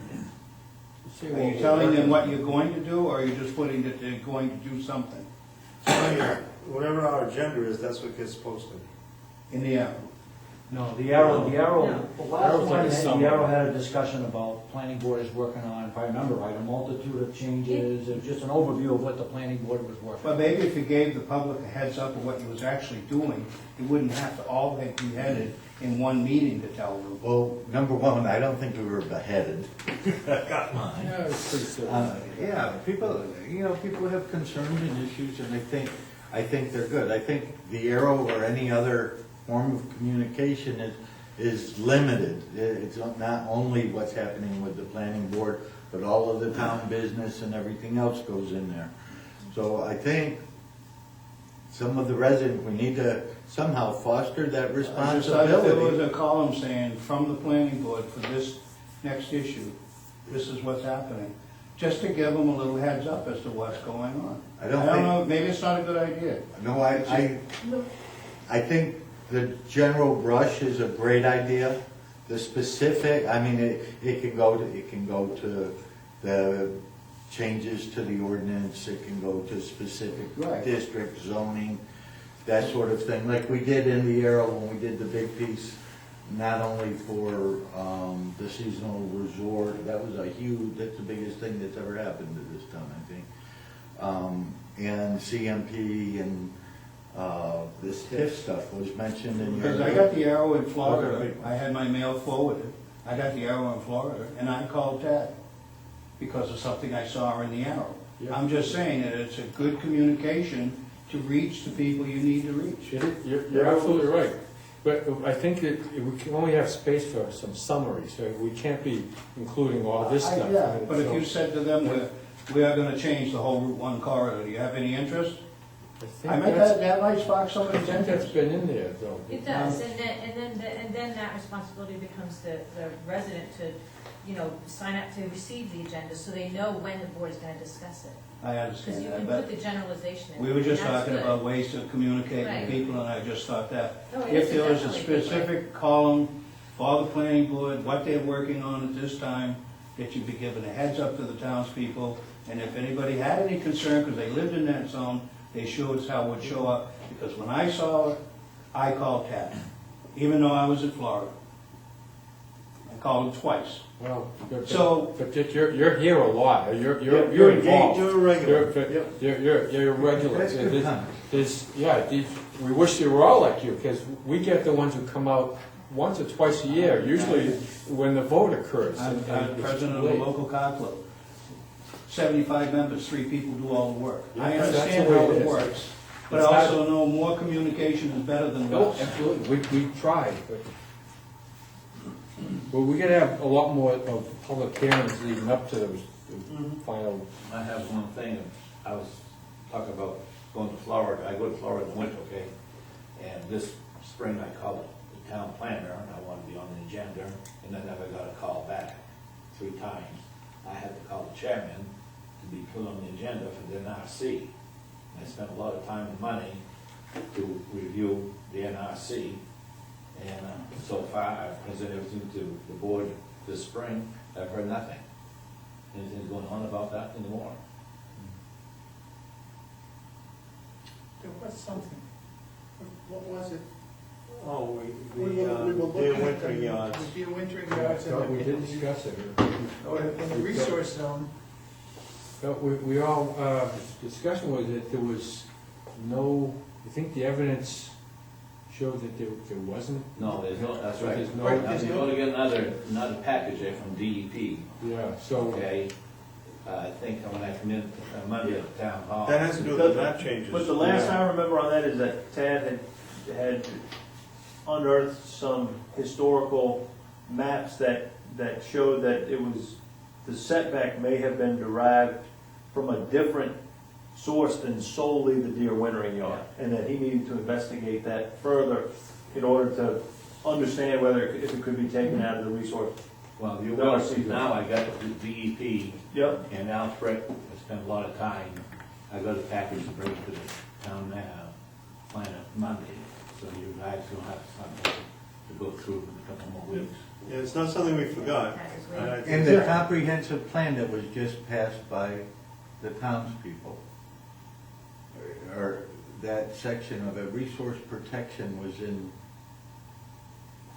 that, whatever the townspeople, because I was surprised it was there, because we were, There was something mentioned about Brimstone Pond, I don't know, I think Tully said it, but I don't. I just remember where we ended up with, is when we discussed it, we all agreed that it really needs to be pulled out of there. Since there's no evidence of being the deer habitat, Yeah. then why keep it on the map? But we were right up to the deadline of getting all this onto the warrant, so we couldn't fit it in for the vote. So we decided, let's get through this town meeting and then deal with that. So, we all want to move forward on it, but the timing, No, you're gonna get another package. well, yeah, I think the other issue in that was, ended out in the regs on deer wintering, nesting, bird nesting, and some of the other things, along with what Yeah, you I said. can't remember exactly Yeah. the particulars of it, but it was something else that was Wrong with the discovered maps. Yeah. that, With bird nesting or something other. Because there was supposed to be some kind of tweaky or twiddly bird or something other. I don't I remember. mean, Well, there's no little twitchy bird anyways, I have DP and It wasn't a burner or pool. Mr. Chairman, maybe you can just ask Ted for, Well, if he brings that, You're gonna have a whole package come in he Monday. has a, brings a pad And on a whole Monday, new map and of put the on whole agenda for the zone, next meeting. the 250-foot setback from Brimstone Pond. Okay. All right, next item, amendments to various procedural sections. There was two that were emailed out, you guys. One was, Bob did one, and John DeKindron did one, and Rich can on and Rich Ganone did one.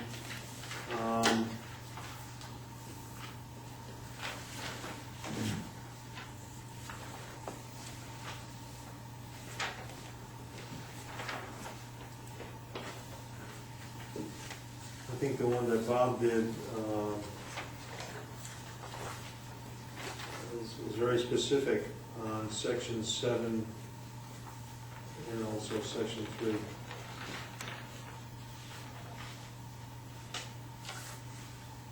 Not that John and Rich didn't do a good job, but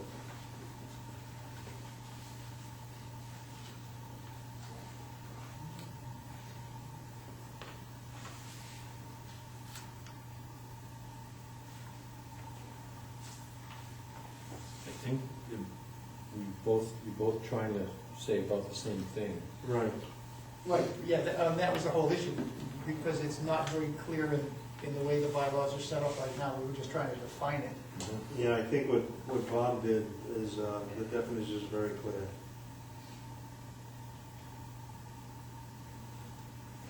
the only difficulty I had with either Rich's or John's, we're talking the simple majority of the board for the 4, but then we somehow go down and it says that you'll never have less than 4, but then we call out if the required number of board members needed to conduct board business is 3, any vote taken, so I got totally confused. No, on John's, he says if the board has 5 appointed members and the quorum for the board is 3. Only if there was Right. 5 members. And the problem, that was the problem I had with John's, because he says if the board has 5 appointed members, the quorum is 3, and a unanimous vote is needed to approve. And Well, a unanimous vote of 3 or 5? question on that 5 present. It doesn't say the board of 5. It turned out 5 present. But how many times do we actually have a full board of 7? No, he's saying a unanimous vote, that's always you're making reference to, unanimous vote. If the board has 5 appointed members, The quorum is 3. the quorum is 3, and they have to be unanimous, 3 votes have to be unanimous. Well, when I read that, that's not what I read. Because, Well, how can you make a vote if you're not there? oh, no, I understand that. But he says if it is a 5-member board, the quorum is 3. Yeah. Okay? And I agree. A unanimous vote shall be needed to approve any application before the board. A unanimous vote approval. He doesn't specify that it's of the 3. Yeah, Well, it has to be, Rick, Board because is you 3. only have, you've got a quorum, right? You can only vote on your quorum.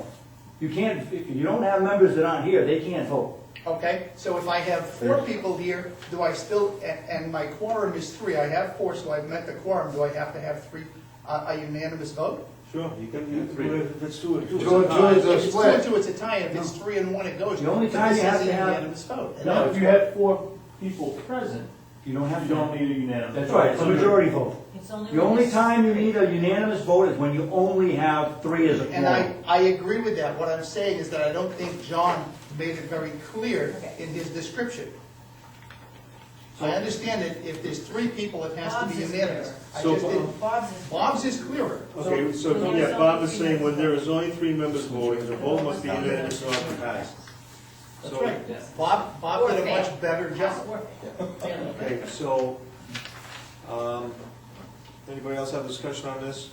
Because what we need to do is get this to Tad, so this is incorporated, well, Ann's gonna be doing the typing, that's gonna be incorporated, substituted section 3 and 7. Okay. I mean, in my opinion, in reading section 3, membership, item C, I don't see where I mean, has there been a point of confusion where that has become a problem? If you read the suggested, that's where I have my problem, that there was so much discussion, because it shouldn't, that's always been very clear, I thought, to everybody. But we're confusing the board and a simple quorum of the board to conduct business and voting. They're two completely separate, different Right. things. You gotta first say you can have a meeting. Now we vote, and now we have to establish what passes, what becomes a. Right, a binding Yeah, vote. exactly. So in section 3, no event shall there ever be less than the majority of the appointed voting members. I would say the word acting on any application come before the planning board. Right, because you wouldn't even have a meeting if you had less than 4. Yeah. You Right. couldn't hold your meeting. So now, the question could come up that is listed there is if you have to have people that recuse themselves, then that amount goes No. down. And you can't vote on the You can't article. vote. Or here. No. I think that's why that item was there. That C was there. We had a lot of discussion on this the last time this was Yeah. amended, Yeah. when I was on the board. And we struggled with, I wish I had the older one, but I remember we struggled with that one. Yeah, see, it's. So what I would say is to tack on a sentence at the end, See, Bob Yeah. says it pretty clear, there can be Yeah, no Bob's consideration clear. given to any applicant or request when less than 4 members of the board are present. The meeting shall be rescheduled. That is Yeah. pretty clear. Bob does a very, very clear job of it. Yeah, I looked at the first part that Bob put in with the numbers, and I just thought, a simple majority of the appointed members of the board is required to conduct an official meeting. right, He threw me when he put in the 4 and the 5 out of the 7. Well, showing I that- get confused easily. Yeah, no, I put those in to be very clear when we came down to the special exceptions and recusals and whatever. I mean, this may be, right now we have a 7-person board, and that's why I said, or similar to this, we follow this construct. 2 people are no longer on the board, because their term has expired, the town planner hasn't appointed. So, Yeah. do we have a 7-person board? No, we now got have a 5. 5-person board. So you followed the example, of what's required. But that was where it threw me with the numbers in there. Yeah, I put it in to be as clear as I could. It's You it take says out simple whatever you gotta majority, write. 4 members, but if you've only got a 5-member board, because 2 people haven't. well, and that's where I see that as being too limited if this is Bob, this is yours, right? Yeah. Triple A You know, bylaw. It seems like if there's a 7-person, it seems like you'd never be able to act on something with less than 4 members present. If it's a 7-member board. If it's a 7-member board, you can't. Right. But if it's a 5-member can't. board, you can. No, well, yeah. You can have 3. Majority. Usually It says you still need 4. Right. And that was my point. Yeah, But It there says, it is, says a simple majority is 4, but if it's a 5-member board, a simple majority is 3. right. So I think it should just say a simple Simple majority majority. of the appointed members. Present This is the members. point. No, No. Not the Which president, point? the appointed. Appointed. The point is, we have a 7-member board. I don't care how many come, the board. No, has but you may, seven- you may have a 5-member board, a 5-member appointed board at some point. at some point. There are 3. We may have, currently, we have 7. That's why I said this is to just be followed in construct, and it gives you examples and special circumstances and You have to everything take else. So, into but consideration the fact that at any given time, your 7-member board could become a 5-member board. If 2 Yeah, people right. resign and they don't choose to reappoint. So you have to Or if I consider go that home. when you're writing the bylaws and say, I think you're right, Rich, that a simple majority. Right. So if it's 5, then your simple majority would be Just 3, three, and if yeah. it's 7, your majority is 4. I don't disagree with that at all. So I don't know. I know, no. I'm just trying to help. So maybe it should say, the second sentence, there can be no consideration given to any application or request when less than A a majority. majority, Right. present, instead of 4.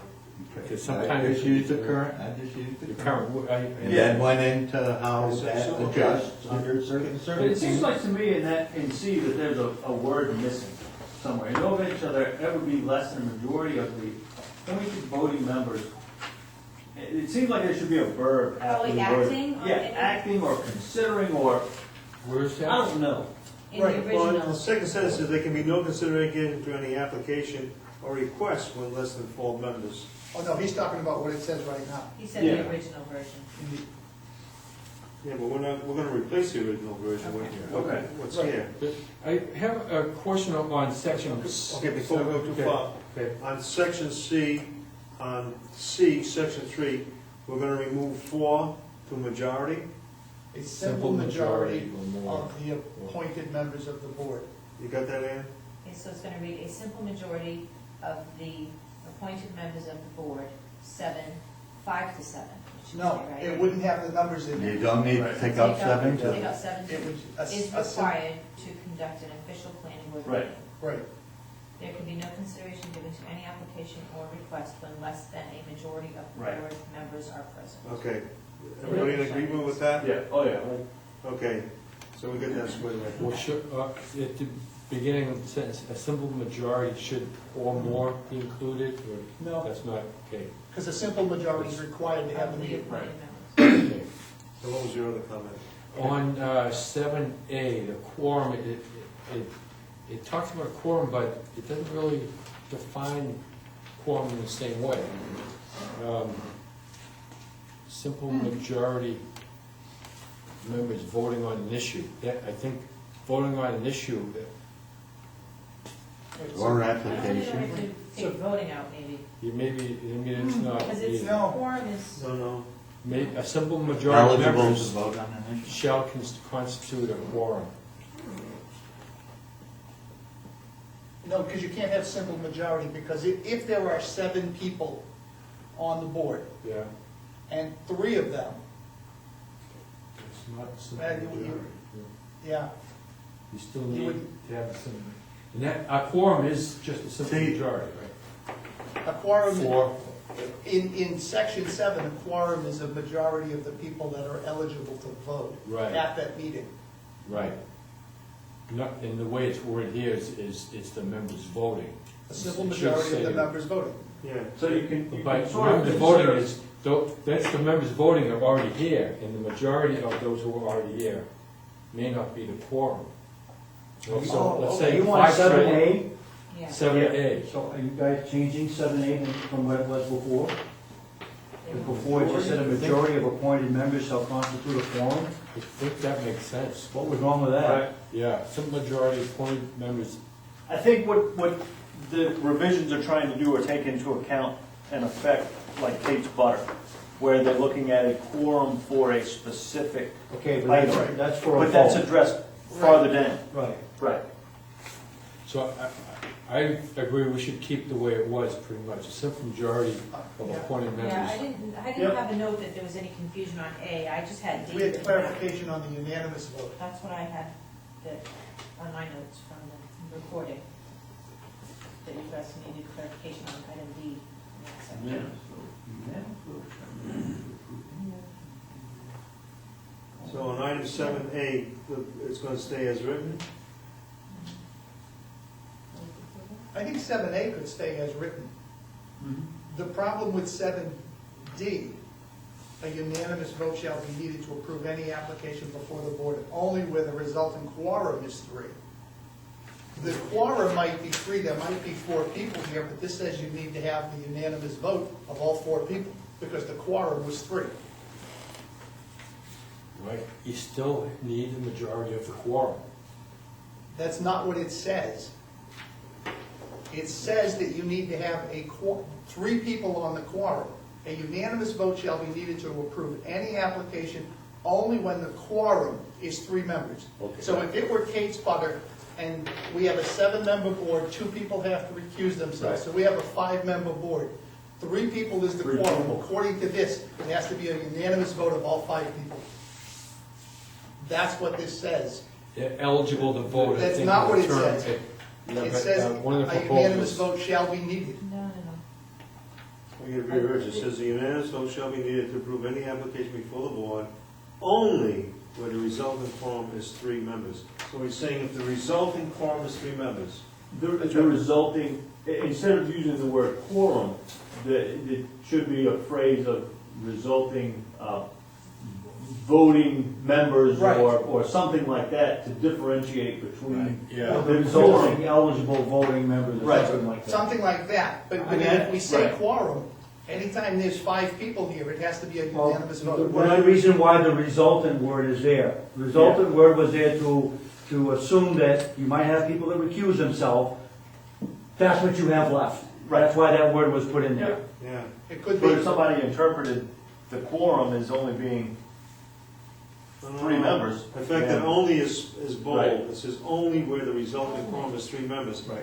Because if you've got 5 members left over, 3 is gonna be the majority anyway. But but what Rich is saying is the definition of a quorum is the minimum number that is there. It's not how many people that are left to vote. It's a different, the word has a different definition than what I think a lot of times we all take into effect of the number of people there. The quorum is the minimum required. Yeah. Well, I think Bob kind of clarified it here. He says when there is only 3 members Yeah. voting, the vote must be unanimous Right. in order to pass. That's what that means. That's what that's all about. that's what it means, but it's not what it says, and that was the problem I had with We it, need because to it make doesn't it say simple. that. And I think Bob simplified it quite well. So it needs to be simplified, is what you really are saying. Could that be revised slightly to say 1 year? Just take it from here and put it over Yeah. there. Just take that If that's statement. what you want, Hey. take it from mine and put it to that one. Hey, cut and paste. The problem, you guys still are losing me so bad, and I don't know how to get this across. So I'm gonna try one more time. In section 7A, the last sentence, now we're down at the bottom. But in A, it says, "At no time shall the quorum of members eligible to vote ever be less than 3." All right? You were all right with that. Where is it? Is that on Where is that revised? from? I'm That's sorry. not what it is today, right? That's his. I don't know anymore, because You wrote at no That's his time shall there proposal. be a vote taken when there is less than 3 voting members. yeah, that's what I, That's what you wrote. I think you're looking at, not the original. I gave you a copy of the original bylaw. Yeah, I get the original. Yeah, I had the original. oh, I got the original too.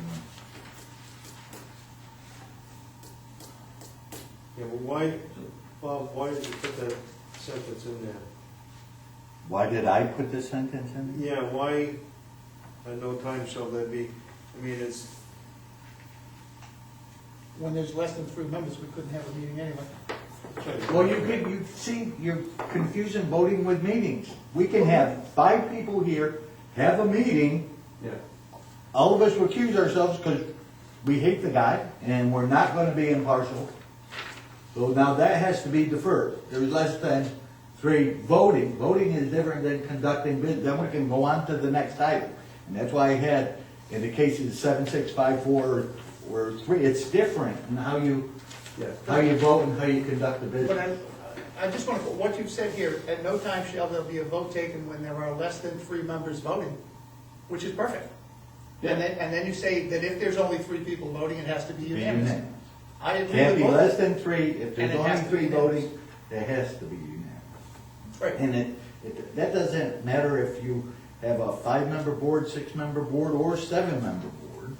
Those rules are special and those hold all the time. I agree. I think those 2 sentences there should go over here in D, where it says unanimous vote. okay, all right, I agree with Because that. that clarifies. What's the, I mean, I have a little trouble with that you need to have a 3-0 vote to pass something. No, only when, I understand when it occurs, I'm just saying, we've got 3 people left here, and, because everybody else, you know, knows the guy who's doing something or is wherever. You got three people here, why do all three need to agree to pass something? Because now you're down to two members making a decision. No, you're down to one member. Down to one member. Right, you're down to one person who can foul something up. Which is why it has to be unanimous.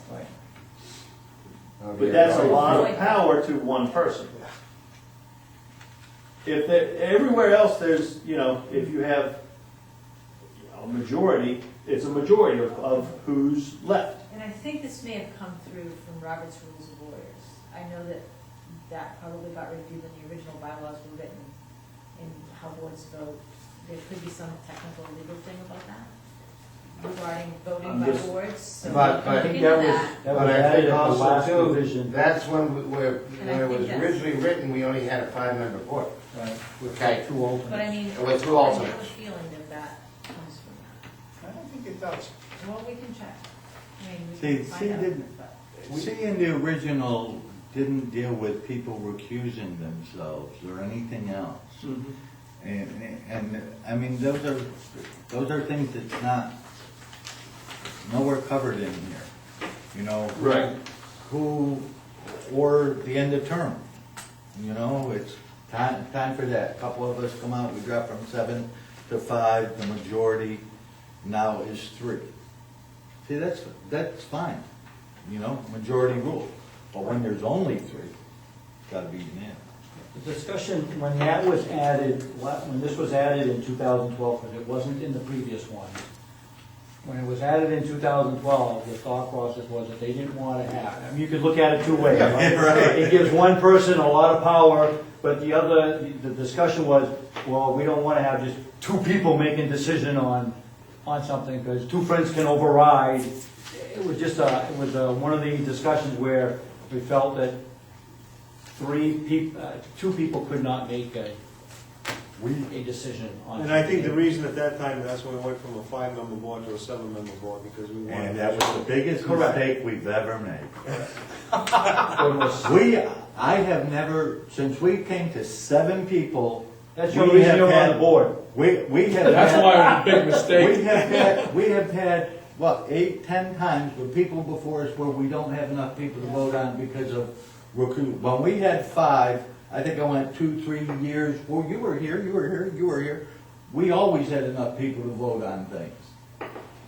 And it's because of this number game and what establishes the quorum, and that's what I was trying to get through here. When we had 5 and 2 alternates, if 2 people had recused themselves, these 2 stood up, and now you could still vote, and you had 5 people going.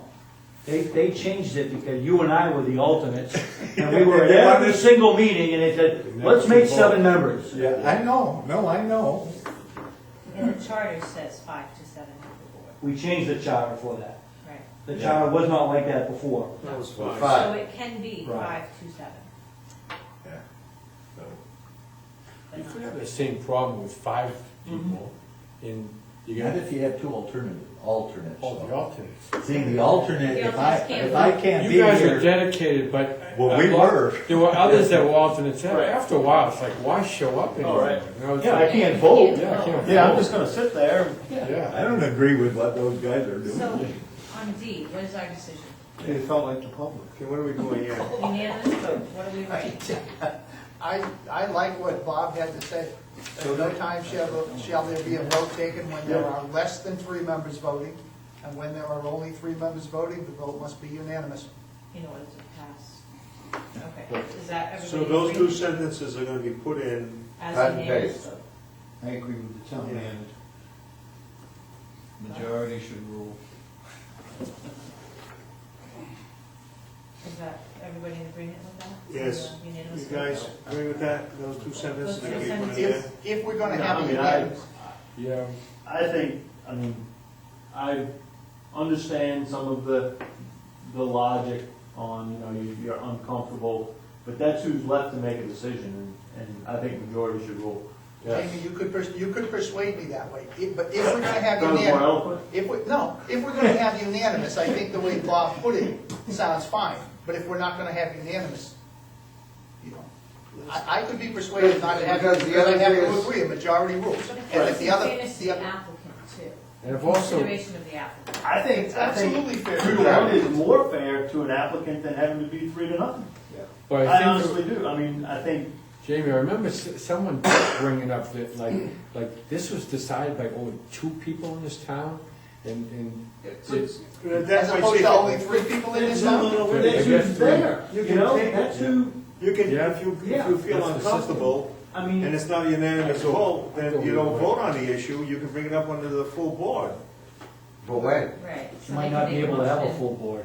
You Yeah, might right. have- You might have to have recused members. right. Yeah. I mean, Well, That's why- what happened that's several why times majority. with one applicant, it's absolutely embarrassing. Yeah. yeah, it was tough with Kate's Butter. I mean, it was, Well, that's not the only one. Yeah, It but was there's only only one, the- well, it was others- only the Yeah. one that could say, okay, Right. let's- Okay, Jamie, You had to That come in. happens in a Jamie, small you town. won the old Take it out. You had to come I mean, in. I just, Yeah.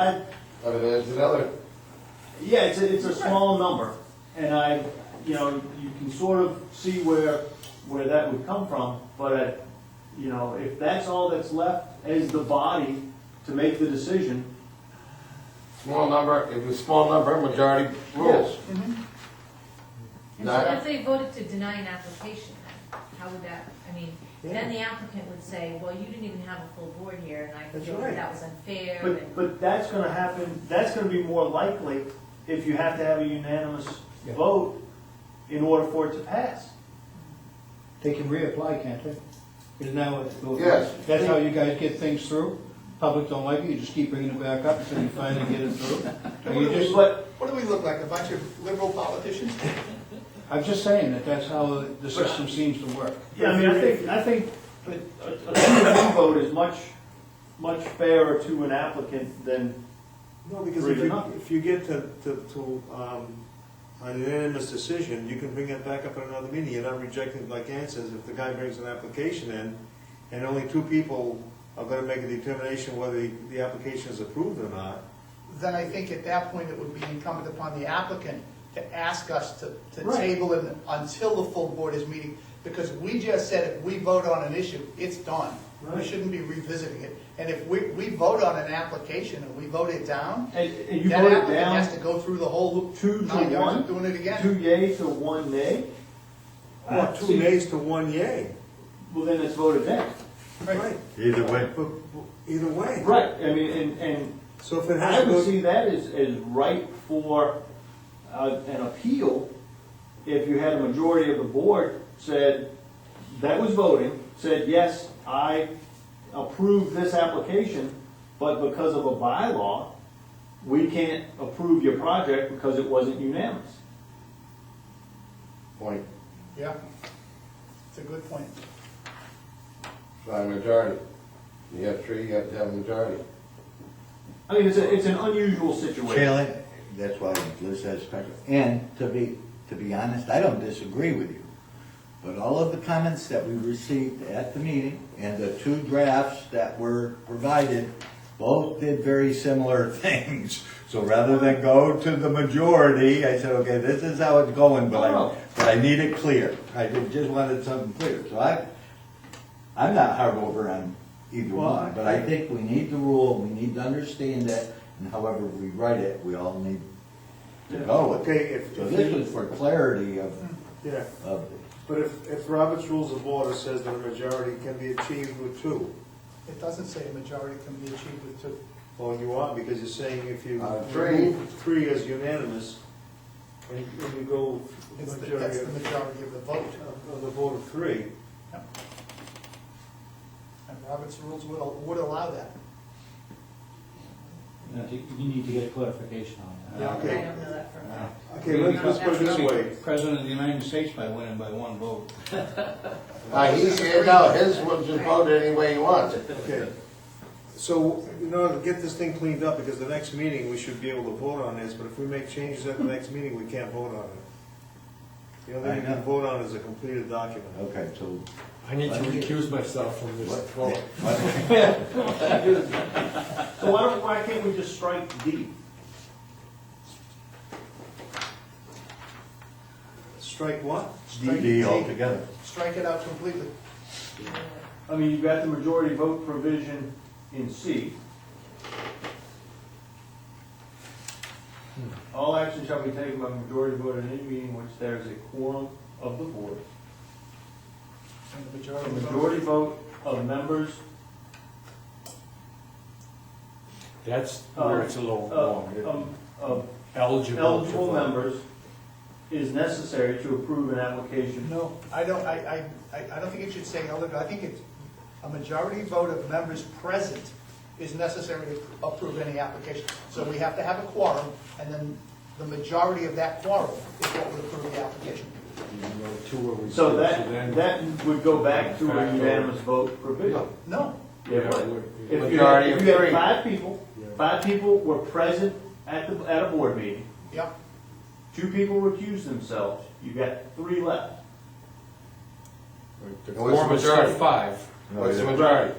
okay, so it should say present and eligible to vote. Right. Or of voting members, or something to differentiate. It's All gotta board be the members are voting, Well, yeah. Right. I hear what you're saying. it's gotta be the voting, Voting members. gotta be, Yeah. Okay, that part I'm sure of. A majority vote of, or a majority vote of voting members is necessary. That's a majority of the voting members. Voting By. members. Right. Majority vote by. Then, which is different than 3, unanimous. Yes, then take out all of the Right. unanimous. You don't need any of Clarify. the special circumstances, you don't need any. Right. Can you clarify that one more time? Steve? What am I changing? Well, that's clear.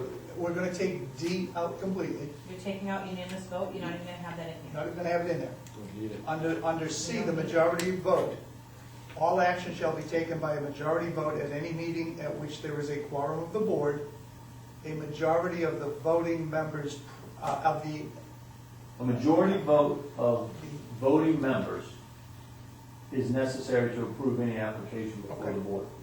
Well, voting members is all That's- of us. That could be all of that us. could be all of us, so I think it needs to be members eligible to vote in some fashion. No, you're all eligible to You're vote, all we have no el- alternates on this. Yeah, I mean, how do you? how- But if you so- get somebody so- recused, Then you're not eligible to You're not on the vote. board at Right. that point. Right, you're not Right, eligible. you've recused yourself from the If you're situation, so recused, you're you're not a not voting sitting. member on the Right. But panel. that's eligible. But that's why this discussion came up, trying to get that clarification. Right, oh, I know. I mean, that's how we started, now you're back 10 there. words or less. Okay, let's run this by Ann. I like striking the, that was good. What do you have, Ann? Oh, God. Headache, no. Majority vote, all action shall be taken by a majority vote at any meeting at which there is a quorum of the board.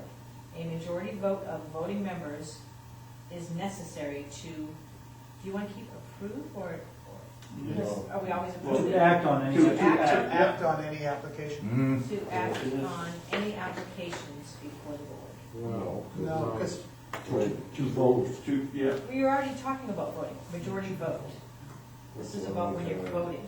So you're trying to get an affirmative action, We're trying to approve so you're Yeah. attempting. Majority vote. yeah, to approve, a majority, to approve the action. Because if you don't have a majority, you're To not going to approve approve any it. action. Yeah, To approve, so you want to leave approve in there? yeah. Any applications Right. before the The board? board. All right. So A majority vote of the voting members present is necessary to approve any applications before the board. I have taken out present. Can we be clear? The majority, what am I losing in and what am I taking out? Say it one more time. A majority vote of The voting the members voting members. present is necessary to approve any application before the board. If they have recused themselves, they're not present. You think Well, we need to they're- have that They're in not a there? voting member Or on they're that not. item. Yeah, Because we all know what that means, but it doesn't say anything about recusing. you don't have to. Now, someone might question, No. If they recuse themselves, they're not part of the board. There's only 7 people that are ever gonna look at this document. That's right. This is to help us. Sorry, the chairman of the board of selectmen. This is our guidance to ourselves to help us keep on track. So we're taking out unanimous vote. It's not gonna be in there at all. well, Okay. And C is gonna be what Bob's version would be, changes we made, taking out the numbers, yeah. et cetera. Simple majority of the 20 members of the board is required to conduct an official planning board meeting. There can be no consideration given to any application or request. Okay, when less than a majority of the board person. Can we all accord on this? We'll make the changes and it will go out with the next agenda, so it will be voted on at the July 10th meeting. They took out the 4, 5, and 7. Yeah, the numbers around. And then we got the 4 and for the majority.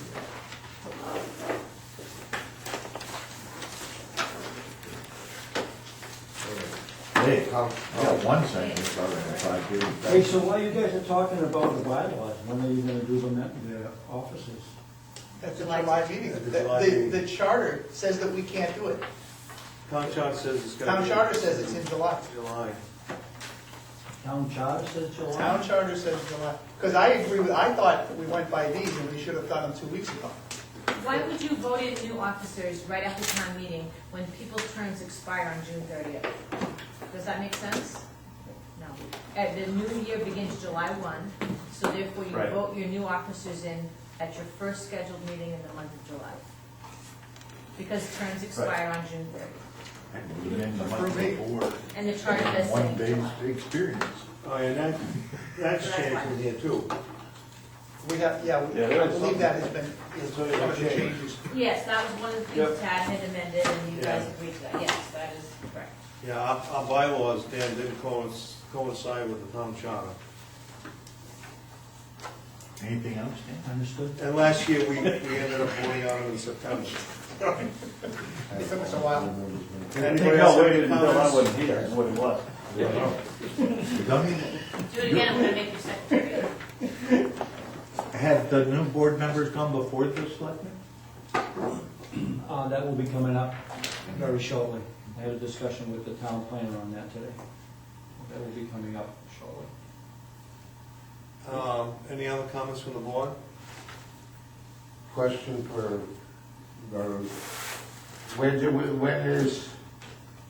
how can we vote on officers if we don't know who's? Terminated. We'll find out, we'll be here, we'll vote. We'll find We'll start with And we'll vote. The first meeting in July. No, if your term's up June 30th, we're holding the meeting in July, and Bob Kuhn wasn't approved to go on and continue, I can't vote. You won't Right, be here. because you won't be here anyway. Are they gonna tell me? Well, someone will tell you. Okay. We've been all meaning to Well, we'll tell wait you. till after the vote. Well, there's something we gotta tell you. You'll get the email. Mr. Chairman, you weren't reappointed. Yeah, if you don't get the agenda email, don't bother showing up. Good point. There's gonna be 7 I people don't that don't get the care. email. We won't be here. Put us out of our misery. Any other comments, gentlemen? Move to adjourn? Thank you for everything. Thank you. You're welcome. Second. All in favor? Okay, that wasn't bad. Nice knowing you, Bob. Bob's over there hoping and praying. I am. About time. Marty and I